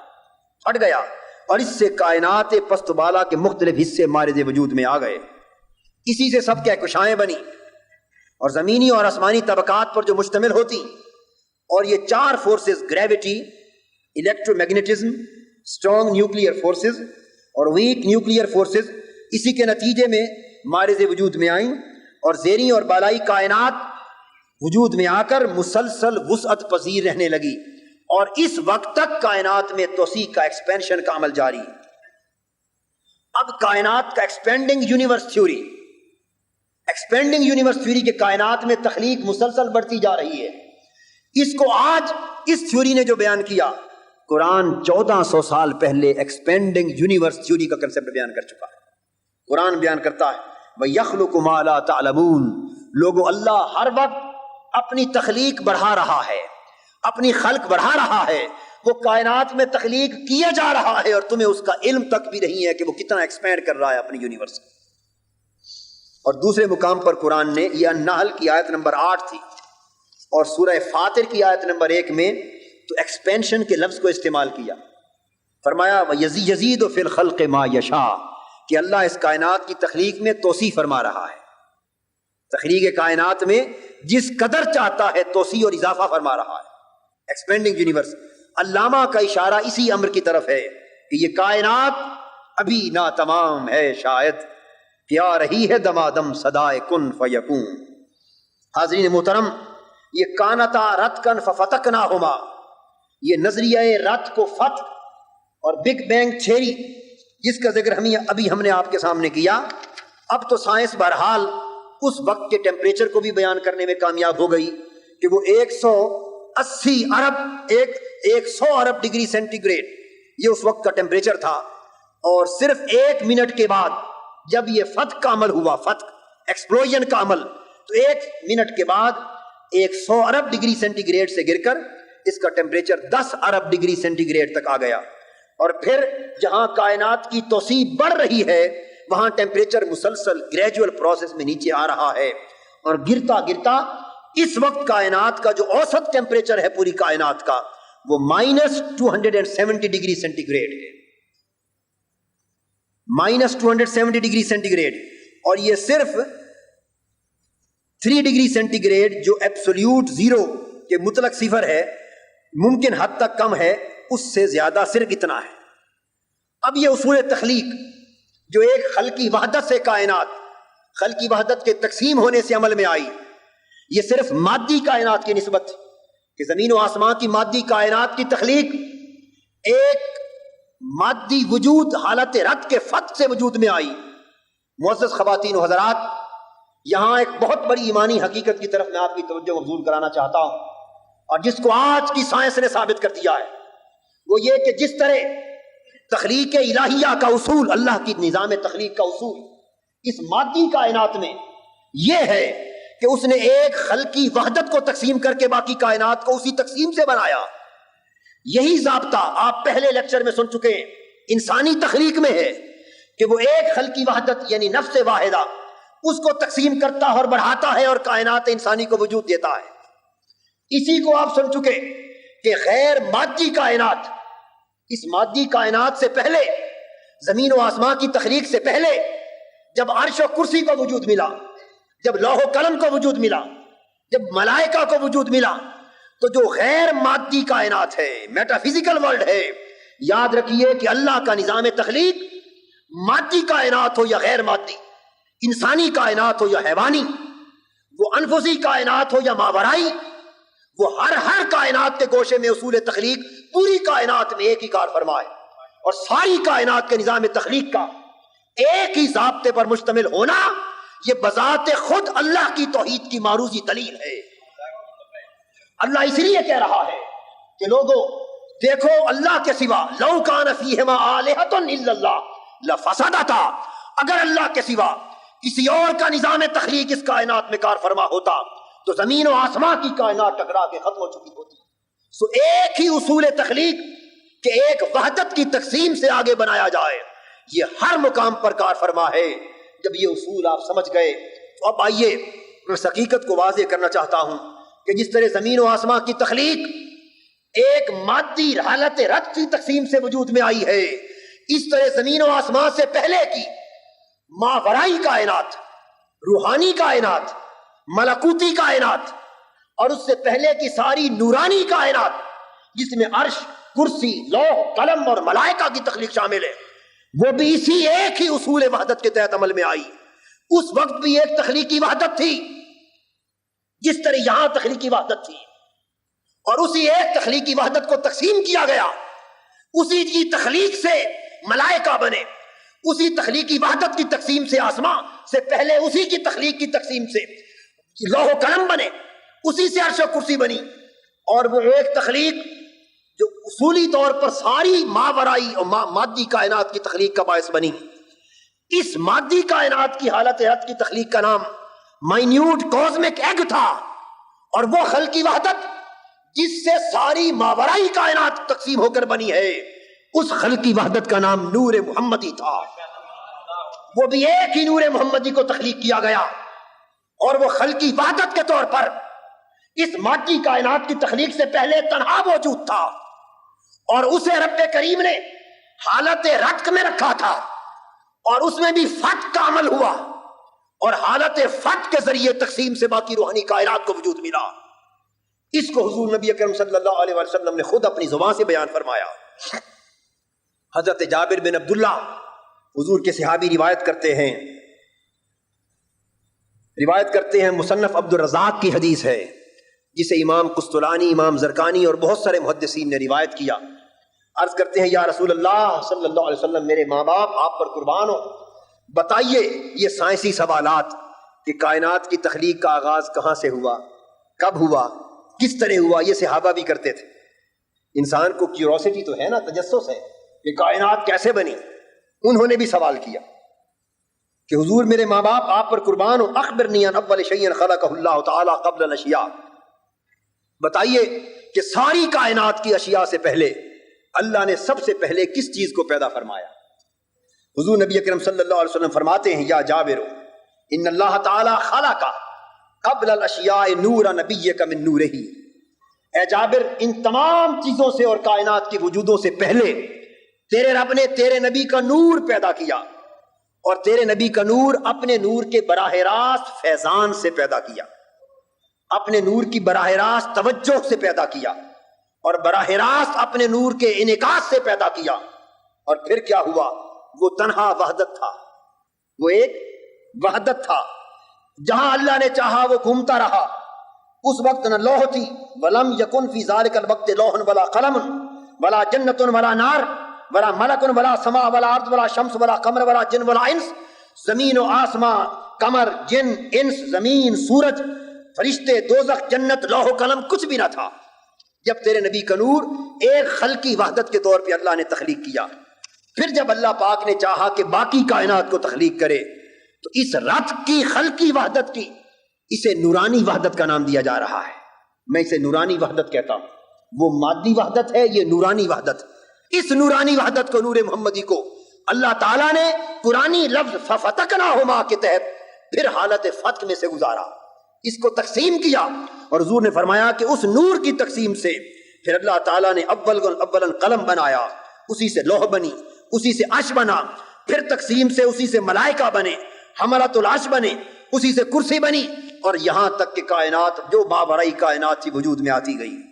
اس کا ترجمہ میں نے نشر الطیب کتاب سے، جو مصنفہ ہے مولانا اشرف علی تھانوی، جو علماء دیوبند میں سے بہت بڑے عالم ہیں، ان کی کتاب نشر الطیب میں سے میں نے اس کا ترجمہ کوٹ کیا ہے۔ وہ اس کو اپنی کتاب نشر الطیب کے پہلے باب نور محمدی کی تخلیق کے باب میں سب سے پہلی حدیث اس کو کوٹ کرتے ہیں۔ تو حاضرین محترم، یہ غیر معمولی قوت۔ اب دیکھنا یہ ہے کہ حضور نبی اکرم صلی اللہ علیہ وسلم کا یہ بیان، جس سے یہ معلوم ہوا کہ سب سے پہلے اس نورانی وحدت سے یہ غیر مادی کائنات کو تخلیق ملی، وہ کیا تھی؟ اس کو حدیث نبوی کی روشنی میں تو ہم جان چکے۔ اب جو ایمان افروز بات ہے، یہ بات تو میرے وجدان نے یہاں تک پہنچایا، مگر عجیب بات ہے کہ اس تحقیق کو لکھ لینے کے بعد میں اسی طرح ماڈرن کاسمالوجی اور اس ماڈرن سائنس کی کتابوں کو سٹڈی کر رہا تھا، اور یقین جانیے اس دن میرے روحانی کیف اور سرور کی کوئی انتہا نہ رہی، اور میں 2 دن مسلسل ایسا سمجھیے کہ روحانی کیف اور سرور میں مست رہا اور جھومتا رہا، یہ پڑھ کر کہ اس ماڈرن کاسمالوجی کی کتاب نے اس نور کی سب سے پہلے تخلیق کو تحقیق کے ساتھ ثابت کر دیا ہے۔ اور اس دن میں نے کہا کہ یا رسول اللہ صلی اللہ علیہ وسلم آپ کا ہر فرمان حق ہے، اور اے اللہ تیرے دیے ہوئے دین کا ایک ایک حرف حق ہے، لوگوں کی سمجھ میں بات آئے یا نہ آئے مگر یہ نظام سائنس تیرے دین اور تیرے نبی کی کہی ہوئی ہر بات کو سچا ثابت کر دے گا۔ اب دیکھیے وہ کیا، 1940 میں جارج کھیمو نامی سائنسدان نے بگ بینگ ایویڈنس کے حوالے سے تحقیق شروع کی۔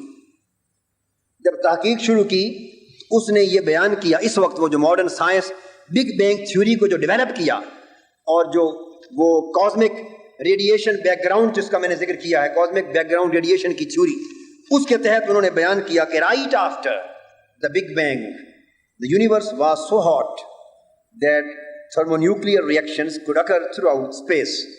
وہ کہتے ہیں کہ جب وہ بگ بینگ ہوا یعنی بہت بڑا ایکسپلوژن دھماکہ ہوا، وہ مادی وجود جو مائنیوٹ کاسمک ایکٹ تھا جب وہ پھٹا اس کے ایکسپلوژن کو بگ بینگ کہتے ہیں، اور اس سے جب یہ دھماکہ ہوا اور کائنات وجود میں آئی، ایگزیکٹلی اسی کے فوراً بعد پوری کائنات بہت گرم تھی، اور اس کا میں ٹیمپریچر بتا چکا ہوں کہ 100 ارب ڈگری سینٹی گریڈ ٹیمپریچر تھا، بہت حرارت زیادہ تھی، اور وہ جو ریئیکشنز تھے وہ سارے خلا اور ساری فضا میں موجود تھے، تھرمونیوکلیئر ریئیکشنز، اور کہتے ہیں کہ دس وڈ مین، اب میں لیٹسٹ سائنس کی تھیوری کو کوٹ کر رہا ہوں، this would mean that the early universe was filled with high energy short wave photons.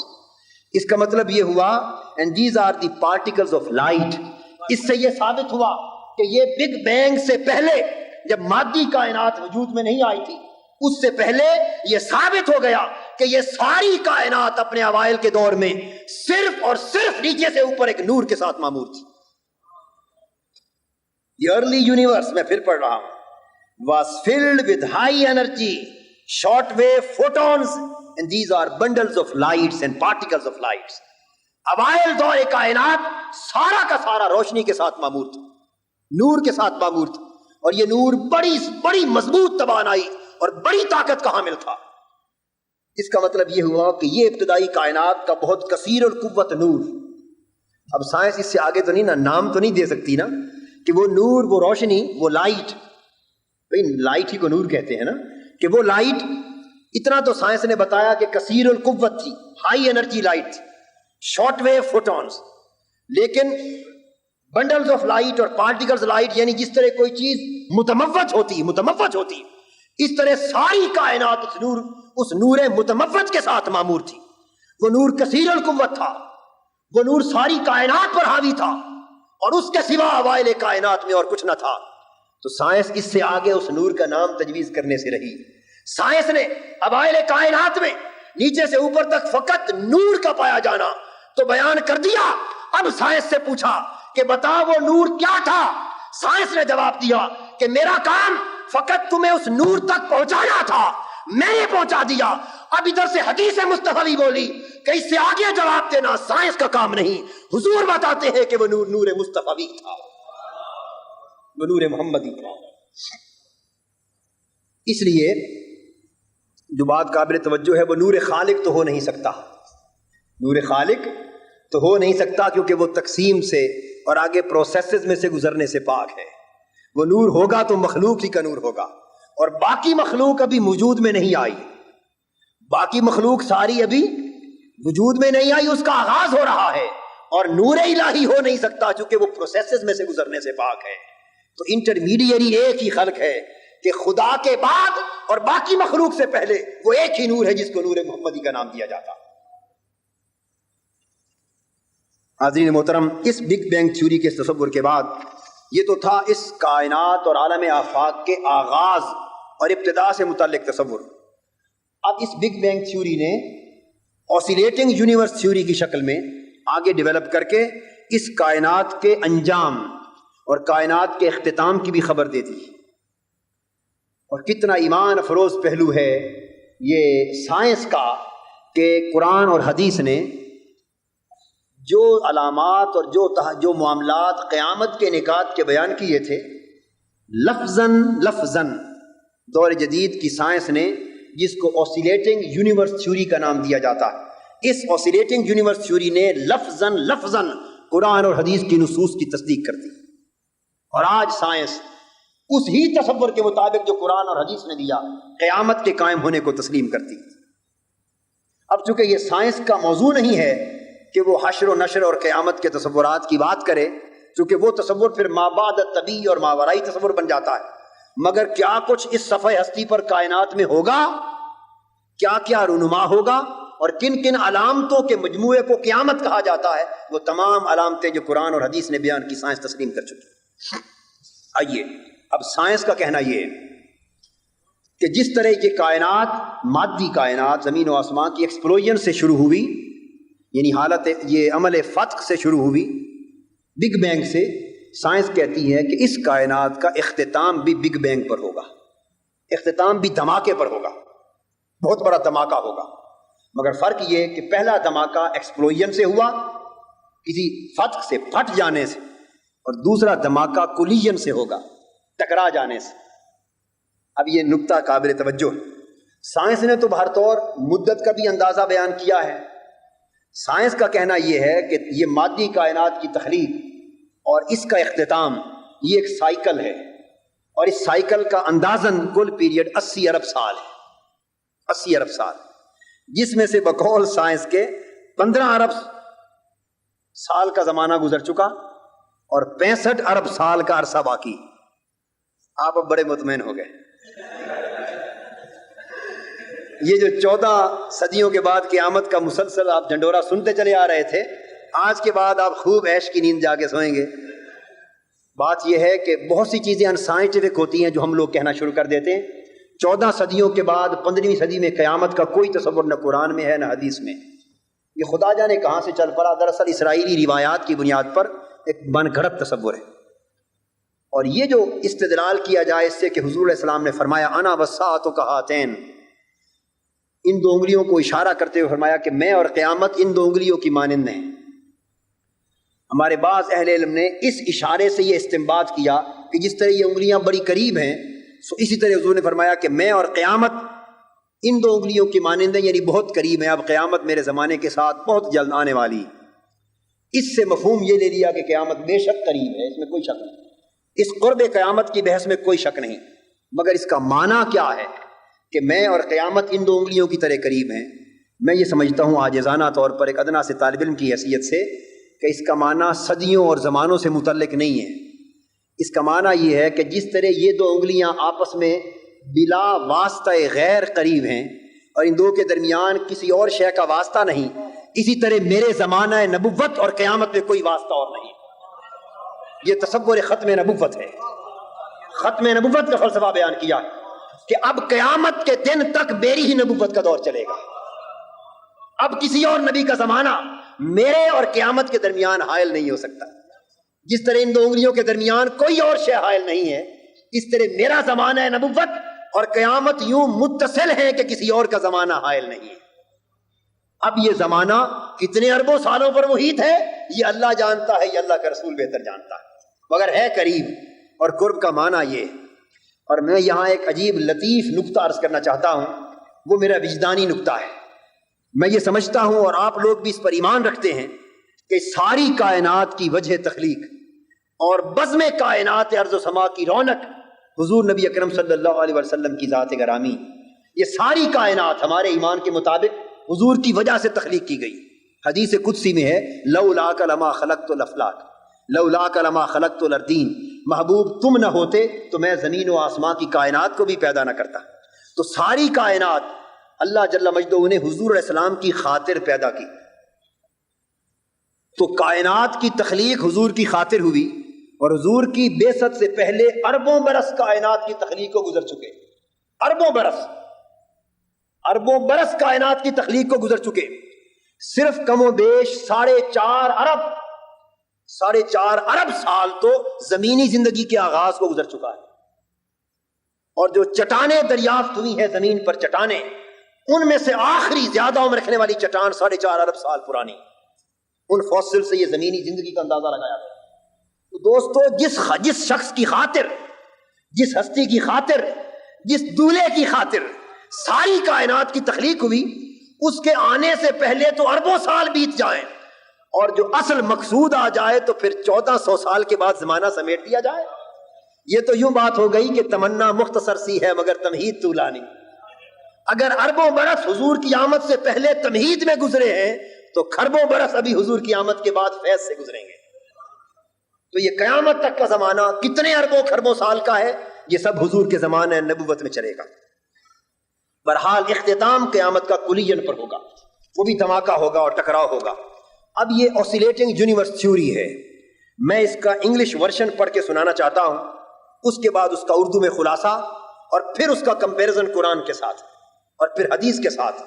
یہ انتہائی اہم ایمان افروز اور غور طلب موازنہ ہے قرآن اور سائنس کا. آسیلیٹنگ یونیورس تھیوری کیا ہے اس کو سمجھ لیجئے. سائنس کہتی ہے most astronomers now believe that the universe started with a gigantic explosion, the Big Bang, about 15 billion years ago. According to the theory, a minute cosmic egg of immeasurable energy exploded. Matter, gravity, and electromagnetism were created in unimaginable blast. Galaxies formed, and the universe began to expand at enormous speed, as it is still doing today. Two other concepts have been proposed to explain the birth of the universe: the oscillating universe and steady state. Steady state رد ہو چکا ہے. Oscillating universe theory. The Big Bang idea is taken a step further by the oscillating universe theory. یعنی Big Bang idea آگے بڑھ گیا oscillating universe theory میں. The present expansion, it says, اب اگلا تصور آ رہا ہے, will be followed by a contraction brought on by the force of gravity.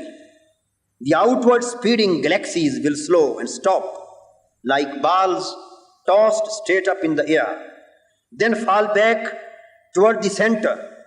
Finally, they will collide, triggering a new Big Bang. The cycle is repeated about once every 80 billion years. Most scientists believe that the universe will continue to expand, but that at a certain point, matter will collapse into huge black holes. یہ huge black holes کی theory اس وقت latest theory جو پاکستان کے science کی کتابوں کے نصاب تک نہیں پہنچی. یہ بھی قابل ستائش پہلو ہے کہ ہمارے ہاں گریجویشن کے اسٹوڈنٹس، ڈگری اور پوسٹ گریجویشن اسٹوڈنٹس MSc تک بھی جو پڑھتے ہیں اور جو کتابیں نصاب میں پڑھائی جاتی ہیں ان میں جب تھیوری وہاں مسترد ہو جاتی. ڈاکٹر نذیر صاحب اسی طرح بات ہے یا نہیں؟ یہ ہمارے سالڈ اسٹیٹ فزکس کے پاکستان کے نامور پروفیسر ہیں، میں نے تصدیق چاہی اپنی بات کی کہ بات درست ہے.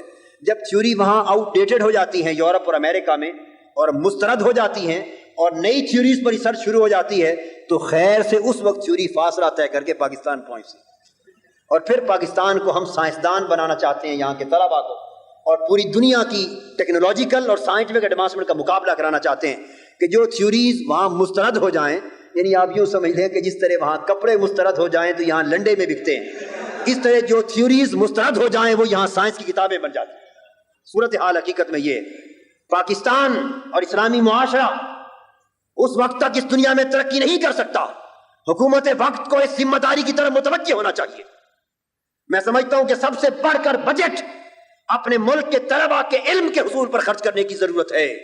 اگر ہم چاہتے ہیں کہ اب اس وقت دنیا کی ترقی یافتہ قوموں کے شانہ بشانہ صف در صف ہمارے طلباء آگے بڑھے تو یہ اسی وقت ممکن ہے کہ نالج آؤٹ ڈیٹڈ کی بجائے up to date knowledge provide کیا جائے.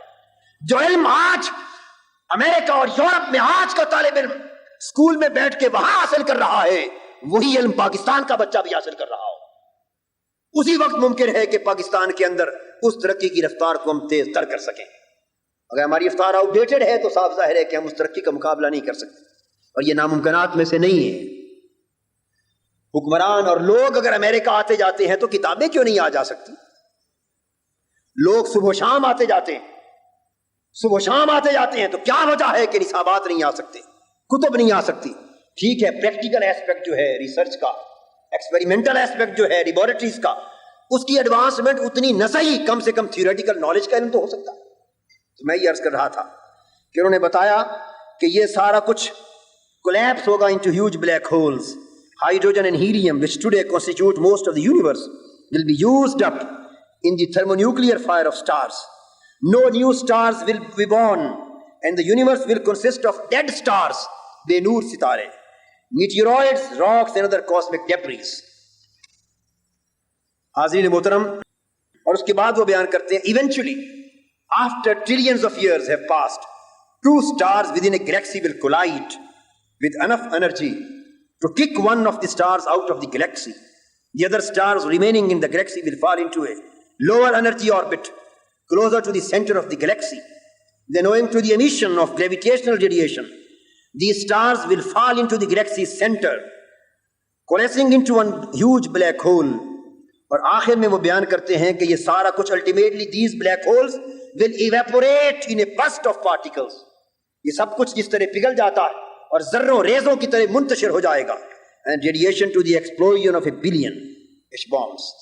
اس تصور کو میں اب اردو میں اس کا خلاصہ بیان کرنا چاہتا ہوں کہ یونیورس oscillating universe تھیوری کیا ہے اور theory of black huge holes کیا ہے.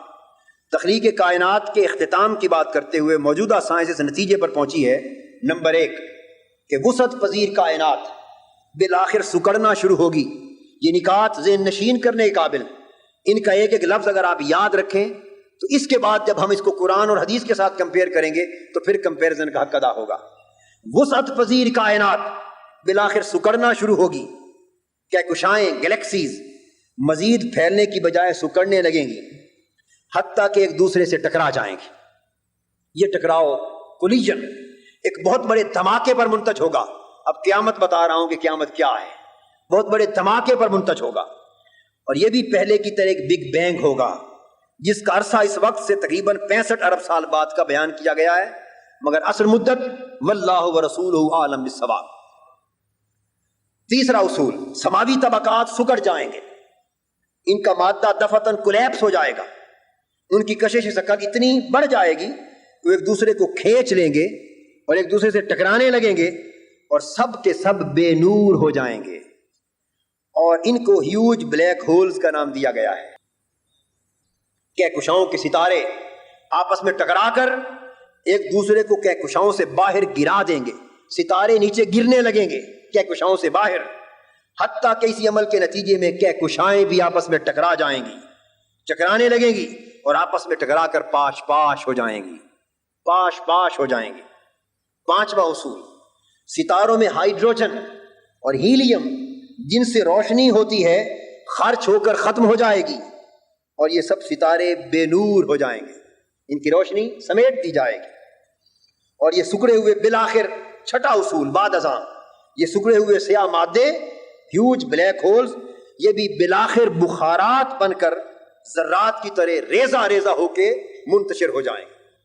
یہ 6 عناصر ہیں oscillating universe theory اور theory of black huge holes کے 6 عناصر. اب آئیے قرآن مجید کی طرف. قربان جائیں کاش آج کا نوجوان قرآن و حدیث کا مطالعہ کرتا اور قرآن و حدیث کا ایک ایک لفظ اس کے ایمان کی تقویت کا باعث ہوتا، بشرطے کہ ایک طرف اس کے سامنے سائنسی تحقیقات ہوتی اور ایک طرف اللہ اور اللہ کے رسول کے فرمودات ہوتے اور یہ کمپیریٹو سٹڈی اسے آگاہ کرتی کہ اسلام اور قرآن و سنت کو چھوڑ کر حقیقت کائنات میں کہیں اور نہیں مل سکتی. اب آئیے وہ 6 اصول جو میں نے خلاصتاً بیان کیے ان کو سامنے رکھ لیجئے ذہن میں. اب قرآن کو پڑھیے. قرآن سورہ الفجر آیت نمبر 21 میں کہتا ہے کلا اذا دکت الارض دکن دکا، ہاں جب زمین ٹکرا کر باش باش کر دی جائے گی. اب مجھے پیچھے لوٹانے کی ضرورت نہیں ہے، آپ سب کوئی سن چکے ہیں. ٹکرا کر باش باش کر دی جائے گی. سورہ انشقاق آیت نمبر 1 اور 2 فرمایا اذا السماء انشقت وازنت لربها وحقت، اور جب آسمان شک ہو جائے گا، پھٹ جائے گا اور وہ اپنے رب کا حکم بجا لائے گا اور وہ اسی کا سزاوار ہے. سورہ الانفطار آیت نمبر 1 تا 2 اذا السماء انفطرت واذا الكواكب انتثرت، جب آسمان یعنی سماوی طبقات پھٹ جائیں گے اور جب ستارے جڑ کر نیچے گر پڑیں گے. آپ نے سنا ہے کہ گلیکسیز کے ستارے ٹکرائیں گے اور ایک دوسرے کو دھکیل دیں گے اور گلیکسیز سے نیچے گر جائیں گے. اور قرآن کہتا ہے اذا الكواكب انتثرت، جب ستارے ٹکرا کر جڑ کر نیچے گر پڑیں گے. جڑ کر گرنا بڑی کمال کی بات، یعنی گلیکسیز کے سینٹر میں سے نکل جانا اور جڑ کے گر جانا. اور پھر فرمایا یہ کولیپس، مادہ کے کولیپس کرنے کا اور ہیوج بلیک ہولز کی طرف اشارہ فرمایا سورہ تکویر آیت نمبر 1 اور 2، اذا الشمس کورت واذا النجوم انکدرت، جب سورج لپیٹ دیا جائے گا اور اس کی روشنی بالکل ختم کر دی جائے گی اور سب ستارے بے نور ہو جائیں گے۔ آپ پڑھ چکے ہیں کہ ہائیڈروجن اور ہیلیم جس کی وجہ سے روشنی وہ ختم ہو جائیں گے اور اس کے نتیجے میں سورج چاند ستارے سب بے نور ہو جائیں گے۔ اور قرآن کہتا ہے اذا الشمس کورت، جب سورج کی روشنی لپیٹ دی جائے گی، واذا النجوم انکدرت، اور جب ستارے سب بے نور ہو جائیں گے۔ اور پھر قرآن المرسلات آیت نمبر 8 سے 10 تک کہتا ہے وَإِذَا النُّجُومُ طُمِسَتْ وَإِذَا السَّمَاءُ فُرِجَتْ، بس جب سب ستارے بے نور ہو جائیں گے، سیاہ ہو جائیں گے، اور جب آسمان پھٹ جائے گا اور اس میں جھروکے نظر آئیں گے۔ اس کے بعد اب بخاری، صحیح بخاری کی حدیث کی طرف آئیے تاکہ یہ بھی پتا چلے کہ اسلام کا لٹریچر فقط قرآن پر نہیں بلکہ حدیث نبوی پر بھی مبنی ہے، اور حدیث نبوی اسی طرح سچائی کی بہت بڑا منبع اور سرچشمہ ہے جس طرح سچائی اور صداقت کا منبع اور سرچشمہ قرآن۔ صحیح بخاری کتاب و بدء الخلق، حضور علیہ السلام نے فرمایا الشمس والقمر مکبران یوم القیامہ، جب قیامت آئے گی تو قیامت کے دن سورج اور چاند سب بے نور ہو کر آپس میں ٹکرا جائیں، بے نور ہو کر آپس میں ٹکرا جائیں گے۔ اب شارحین حدیث اس مکبران کا معنی یہ بھی لیتے ہیں کہ آپس میں مل جائیں گے اور ایک دوسرے پر چڑھ جائیں گے، جیسے تکویر عربی زبان میں امامہ جب باندھتے ہیں نا، آپ بل دیتے ہیں ایک پر دوسرا اور اس پر تیسرا، اور وہ ایک دوسرے پر چڑھ جاتے ہیں بل، اس کو بھی تکویر کہتے ہیں۔ تو مکبران یعنی سورج اور چاند ستارے سیارے ایک دوسرے پر چڑھ جائیں گے، ٹکرا جائیں گے۔ اور دوسرا معنی محدثین نے بیان کیا مکبران کا معنی کہ ان کی روشنی ختم ہو جائے گی، بے نور ہو جائیں گے۔ اور تیسرا معنی بیان کیا کہ سورج چاند ستارے ہی نہیں بلکہ ارضی اور سماوی سارے طبقات آپس میں ٹکرا جائیں گے اور پاش پاش ہو جائیں گے۔ اب دیکھیے صحیح مسلم فرماتے حضرت مقداد رضی اللہ تعالیٰ عنہ سے روایت، آپ نے حدیث سن رکھی کہ قیامت کے دن سورج مخلوق یعنی زمین کے اتنا قریب آ جائے گا اپنا مدار چھوڑ کر کہ 1 میل کا فاصلہ رہ جائے گا۔ اور یہ آسلیٹنگ یونیورس تھیوری کہتی ہے کہ جب اپنے مدار سے نکل گئے اور بلیک ہیوج ہولز جب وہ سکڑ جائیں گے تو ان کی کشش ثقل اتنی بڑھ جائے گی کہ ایک دوسرے کو کھینچ کر قریب کر لیں گے، اور وہ سورج جو اس وقت کروڑوں میلوں کی مسافت پر ہے اس وقت کھینچ کر 1 میل کی مسافت پر آ جائے گا، اور پھر اور قرب ہوگا حتیٰ کہ آپس میں بالآخر ٹکرا جائیں گے۔ اور سورہ ابراہیم آیت نمبر 48 میں قرآن مجید نے کہا یوم تبدل الارض غیر الارض والسماوات، اور سارا کچھ ٹکرا کر اس طرح بلیک ہیوج ہولز کی صورت میں اس طرح ختم ہو جائے گا کہ اس دن نہ زمین زمین رہے گی نہ آسمان آسمان رہیں گے، زمین نئی زمین سے بدل دی جائے گی، آسمان نیا مخلوق سے بدل دیا جائے گا۔ تبدل الارض یعنی ہر چیز کا وجود موجودہ ختم ہو جائے گا۔ اس پر حضرت عائشہ صدیقہ رضی اللہ تعالیٰ عنہ فرماتی، مشکات باب النفخ فی الصور، حدیث مسلم کی ہے، فرماتی ہیں کہ میں نے پوچھا یا رسول اللہ صلی اللہ علیہ وسلم، سألت رسول اللہ صلی اللہ علیہ وسلم عن قولہ یوم تبدل الارض غیر الارض والسماوات فأین یکون الناس یومئذ قال علی الصراط، میں نے پوچھا آقا جب اس دن زمین بدل جائے گی کچھ نہ بچے گا تو لوگ کہاں ہوں گے قیامت کے دن؟ حضور علیہ السلام نے فرمایا اس دن صراط پر ہوں گے، یعنی وہ ایک نئی دنیا ہوگی، صراط اور یوم محشر یہ دنیا نہیں ہوگی جس پر ہوں گے۔ اور ایک قرآن مجید سورہ زمر آیت نمبر 67 میں فرمایا والسماوات مطویات بیمینہ، اور وہ سارے سماوی طبقات آپس میں سمیٹ دیے جائیں گے اور اللہ تعالیٰ کے دست قدرت میں سمیٹ کر آ جائیں گے۔ اس طرح صحیح مسلم کی حدیث ہیں، اور اللہ تبارک و تعالیٰ اس دن فرمائیں گے، حدیث میں آتا ہے کہ جب زمین و آسمان کی کائناتیں اللہ تعالیٰ سمیٹ کر ختم کر کے اپنے دست قدرت میں رکھ لے گا، اس دن باری تعالیٰ کی آواز بلند ہوگی، وہ فرمائے گا ہر شے کو جب طاقت اور قدرت تمام درم برم ہو چکا ہوگا، وہ فرمائے گا آج جابر متکبر حکمران اور لوگ کہاں ہیں، آج جابر متکبر کہاں ہیں، لمن الملک اليوم للہ الواحد القہار، یہ آواز بلند ہوگی۔ اور قرآن مجید بار بار اس کو بیان کرتا اور حدیث اس کو دہرایا جائے گا۔ حاضرین محترم، دنیا کے اختتام کے حوالے سے بگ بینگ تھیوری اور کولیجن کا یہ ذکر جس کو بیان کیا، اس میں ایک اور نقطہ قابل توجہ ہے۔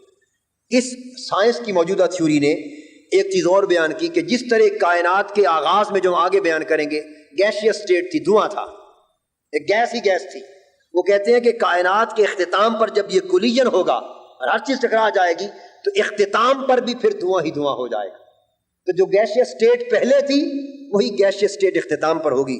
اس کو قرآن سورہ دخان میں بیان کرتا ہے، فارتقب یوم تأتی السماء بدخان مبین، بس اس قیامت کے دن کا انتظار کرو جب سارا کا سارا آسمان دھواں بن جائے گا. پھر گیشیس اسٹیٹ آ جائے گی، پھر دھواں جو اول حالت تھی وہ لوٹ آ جائے گی. اس طرح صحیح مسلم میں حدیث ہے باب العلامات بین یدی الساعہ، قیامت کی علامتوں میں سے حضور نے فرمایا کہ قیامت منعقد نہیں ہوگی جب تک 10 علامتیں ظاہر نہ ہو جائیں، اور ان میں سے ایک علامت یہ ہے کہ پھر دھواں ہی دھواں محیط ہو جائے گا. اور دوسری علامت حضور نے فرمائی طلوع الشمس من مغربها، کہ سورج اپنے اصل مدار پر چلنے کی بجائے الٹ سمت سے ابھرنے لگے گا، یعنی بجائے مشرق کے مغرب سے طلوع ہوگا. یہ طلوع من المغرب کا معنی کیا ہے کہ وہ جو مدار پر سورج چل رہا ہے، جب وہ کشش ثقل کا نظام درہم برہم ہو جائے گا تو ان کی رفتار، مدار اور سمتیں درہم برہم ہو جائیں گی، تو بجائے جس طرف سے ڈوبتا ہے اس طرف سے نکلنا شروع ہوگا، یعنی اس کی گردش آفتاب کا ذکر ہو رہا ہے.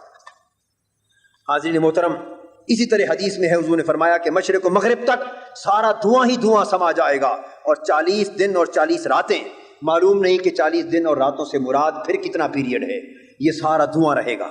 تو وہ ساری علامتیں جن کو قرآن اور حدیث نے بیان کیا، ان کو آج کی جدید سائنس کی تحقیق نے من و عن لفظ بلفظ ثابت کر دیا ہے. اب میں آخر میں باقی 2 اصولوں کی طرف توجہ آپ کی مبذول کراتا ہوں اختصار کے ساتھ، اب ہم ان کو آگے ختم کرتے ہیں.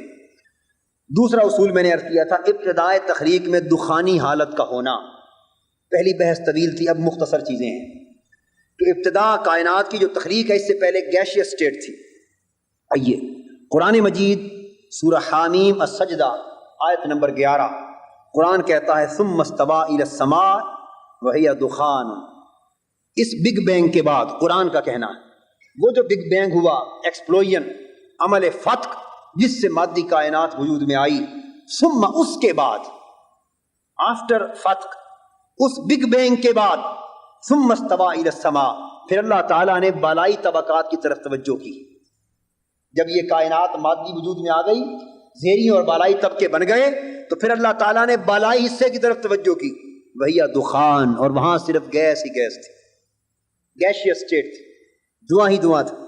اس دخان کو اے کلاؤڈ آف ہاٹ گیسز کہا جاتا ہے، اے کلاؤڈ آف ہاٹ گیسز. اب میں نے آسمان کا معنی بیان کرنے کی گفتگو کی تھی، مگر اب اس کو چھوڑ رہا ہوں. مختصراً اتنی بات سمجھ لیجیے کہ سما کا لغت میں معنی جو ہے وہ بالائی طبقہ ہے، اور حدیث یہ جو قرآن مجید نے بیان کیا، حدیث نے بھی اس کی من و عن تائید کی ہے. صحیح بخاری میں حضرت عبداللہ ابن عباس اس حدیث کو بیان کرتے ہیں. اسی طرح آگے دیگر صحابہ کرام سے بھی یہ مروی ہے. تابعین میں سے سدی، ابو مالک، ابو صالح، صحابہ میں سے ابن عباس، ابن مسعود اور دیگر صحابہ نے بھی ان روایات کو، حدیث کو بیان کیا ہے. اور کثرت کے ساتھ مفسرین نے، جن میں ابن کثیر ہیں اور دیگر مفسرین ہیں، انہوں نے ان تمام تر تصورات کو سورج اپنا آسمانوں کی تخلیق کے بارے میں تسلیم کیا. یعنی ہمارے قدیم اسلامک لٹریچر میں بھی اس امر کی تصریح موجود ہے. اب یہ جو قرآن مجید نے بیان کیا کہ ابتداً hot cloud of hot gases تھا، دخانی حالت تھی، گیشیس اسٹیٹ تھی، یہ تو آج سے 1400 سال پہلے قرآن نے بیان کی. اس وقت یہ کاسمالوجی کا کوئی تصور نہ تھا، اور ابتدائے کائنات میں گیشیس اسٹیٹ تھی یا نہ تھی اس کو کوئی تصور بھی نہ کر سکتا تھا. قرآن نے جس وقت یہ حقیقت کو بیان کیا اس وقت شاید کسی کے ذہن میں یہ بات آئی یا نہ آئی، اور آج تک اس حقیقت کی کوئی اپریسیشن پورے طور پہ کر سکا یا نہ کر سکا. مگر آج سائنس نے اس کی تصدیق کر دی، اور سائنس اس دخانی حالت کو من و عن تسلیم کر چکی ہے. اور سائنس کا کہنا یہ ہے کہ ابتدائے تخلیق میں یہ ساری جو ورائی کائنات ہے یہ گیشیس اسٹیٹ تھی، اور اس کو وہ پرائمری نیبیولا کا نام دیتے ہیں، پرائمری نیبیولا. اس تصور کو سائنس نے پیش کیا، اور سائنس کی تھیوری کے الفاظ یہ ہیں: the fan shaped Orion nebula which glows in Orion's sword inset 1600 light years away from the earth. 1600 نوری سال دور، زمین سے 1600 نوری سال. 1600 نوری سال کیا ہے؟ نوری سال اگر میرا حافظہ غلطی نہیں کر رہا تو ایک 100 سال کے اندر 1,86,000 اور غالباً 400 میل فی سیکنڈ اس رفتار سے روشنی سفر طے کرتی. 1,86,000 میل فی سیکنڈ، ایک سیکنڈ. اب سیکنڈ کو 60 سے ضرب دیں تو 1 منٹ، اس کو 60 سے ضرب دیں تو 1 گھنٹہ، اس کو 24 سے ضرب دیں تو 1 دن، اس کو 364 سے ضرب دیں تو 1 سال۔ تو 1 سال کے اندر روشنی جتنا سفر طے کرتی ہے اس سفر کو نوری سال کہتے ہیں۔ اب اس کو سائنس کہتی ہے کہ 1600 نوری سال، اتنا دور ساری گیس ہی گیس اور دخان ہی دخان تھا، یہ سائنس نے تسلیم کیا ہے، جس کا مطلب یہ ہوا کہ زمین سے اتنے دور تک کی وسیع کائنات تو سائنس کے نالج میں آ گئی، اور اس سے آگے کتنی کائناتیں ہیں ان کو ابھی کوئی جان نہیں سکا، اور یہ ساری گیشیس اسٹیٹ تھی، اور کہتے ہیں کہ یہ سارا خلا consists of a cloud of hot gases and dust spread over at least 30 light years of space۔ آگے پھر 30 نوری سال تک وہ سارا خط جو ہے وہ ہاٹ کلاؤڈز ہی نظر آئے، اس سے آگے کہاں تک جاتا ہے سائنس کو معلوم نہیں۔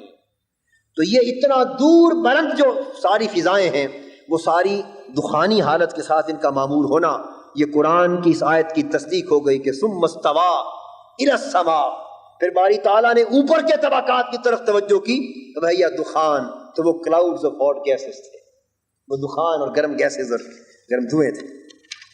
اب تیسرا اصول جس کو قرآن نے بیان کیا اور آج سائنس نے اس کی تصدیق کی، وہ یہ کہ قرآن کہتا ہے کہ زمین پر زندگی کا آغاز پانی سے ہوا ہے۔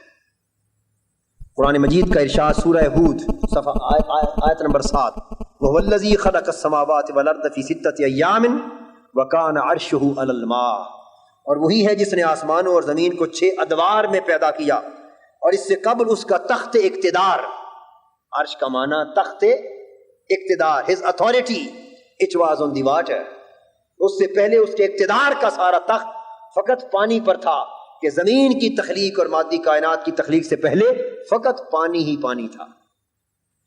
اور قرآن مجید نے آگے کہا الانبیاء آیت نمبر 30 میں وَجَعَلْنَا مِنَ الْمَاءِ كُلَّ شَيْءٍ حَيٍّ أَفَلَا يُؤْمِنُونَ، یہ آیت جھنجھوڑ رہی ہے، اور ہم نے ہر مظہر حیات کو، ہم نے زندگی کی ہر علامت کو ابتداً پانی سے نکالا، زندگی کی ہر علامت کو پانی سے نکالا، اور یہ اعلان کر کے اب قرآن کہتا ہے افلا یؤمنون، اے قرآن کی صداقت اور اسلام کا انکار کرنے والوں، جب میری یہ بیان کردہ حقیقت منظر عام پر آ جائے گی اور تم جان لو گے تو کیا پھر بھی مجھ پر ایمان نہیں لاؤ گے کہ میں 1400 سال پہلے بیان کر رہا ہوں کہ زندگی کے آثار کا آغاز پانی سے ہوا، جب یہ بات کسی کو معلوم نہ تھی، جب تمہیں یہ معلوم ہو جائے گا تو افلا یؤمنون، پھر بھی ایمان نہیں لاؤ گے۔ اس طرح بگ بینگ تھیوری کے لیے کہا کہ زمین و آسمان کی تخلیق اس وحدت سے ہوئی ایکسپلوژن کے ذریعے، فرمایا اولم یر الذین کفروا، جب یہ حقیقت تمہارے علم میں آ جائے گی تو کیا پھر بھی غور نہیں کرو گے کہ قرآن 1400 سال پہلے بیان کر چکا۔ اب موجودہ سائنس نے اس امر کی تصدیق کر دی اور کہا کہ اوریجن آف ارتھ، یعنی تخلیق حیات سے پہلے کا جو زمانہ ہے زمین پر، زندگی کے آغاز سے پہلے کا زمانہ، اس کو ایزوئک ایرا کہتے ہیں۔ یہ ایزوئک ایرا جو ہے یہ ماؤنٹینز اور راکس کا زمانہ ہے، اور پانی کا زمانہ تو ہے ہی، اور اس زمانے کے بعد جب زمین پر زندگی کا آغاز ہوا، اس زندگی کے آغاز کے بعد سائنس یہ کرتی ہے کہ وہ زندگی آغاز جب سائنس نے اس نے کیا تو اس کے پہلے زمانے کو پری کیمبرین کہتے ہیں۔ جب زمین پر زندگی کا آغاز ہو گیا آفٹر اپیئرنس آف لائف تو پری کیمبرین ایرا ہے، اور سائنس کی تحقیق یہ بتاتی ہے کہ زمینی زندگی کا آغاز ہو چکا ہے، مگر پری کیمبرین ایرا میں زمین کی خشکی پر علامت زندگی کی موجود نہ تھی۔ اس پہلے زمانے میں جو لاکھوں برس پر مشتمل ہے، اس زمانے میں بھی زندگی فقط پانی میں تھی۔ اس کے بعد دوسرا زمانہ آیا زمینی زندگی کا، پیریزوئک ایرا۔ اس پیریزوئک ایرا کو اینشنٹ لائف کا پیریڈ کہتے ہیں، اور سائنس کہتی ہے کہ دوسرے زمانے میں جو پھر لاکھوں برس کروڑوں برس پر مشتمل ہے، اس زمانے میں بھی زندگی زمین پر پانی میں تھی، خشکی میں نہ تھی۔ پھر تیسرا زمانہ جو آیا وہ کیمبرین اور آرڈوویشن زمانہ ہے۔ کیمبرین اور آرڈوویشن، ان دونوں عرصوں میں آبی زندگی، لائف ان سی ہے۔ ان گویا 4 ابتدائی زمانے زمینی زندگی کے، ان میں زمین کی خشکی پر یعنی لائف اور لینڈ کا کوئی سراغ نہیں ملتا، اور قرآن کہتا ہے وَجَعَلْنَا مِنَ الْمَاءِ كُلَّ شَيْءٍ حَيٍّ، ہم نے زندگی کا آغاز پانی سے کیا ہے۔ تو قرآن کا کہنا یہ تھا کہ زندگی لائف ان سی سے شروع ہوئی اور لائف ان لینڈ بڑی مدتوں کے بعد جا کر آئی، اور آج سائنس نے اس کو بیان کیا کہ زمین کی خشکی پر زندگی اس پیریڈ میں جا کر شروع ہوئی جس کو سائلیورین پیریڈ کا نام دیا جاتا ہے۔ یہ سائلیورین پیریڈ میں وسکولر پلانٹس مارد وجود میں آئے، ہینیا اور ایسٹیروکسیلون اور مختلف بغیر پتوں کے پودے وجود میں آئے، اور رفتہ رفتہ سمندروں کے کنارے پر یہ پودے اگنے لگے اور ان میں زندگی کی علامات شروع ہوئی۔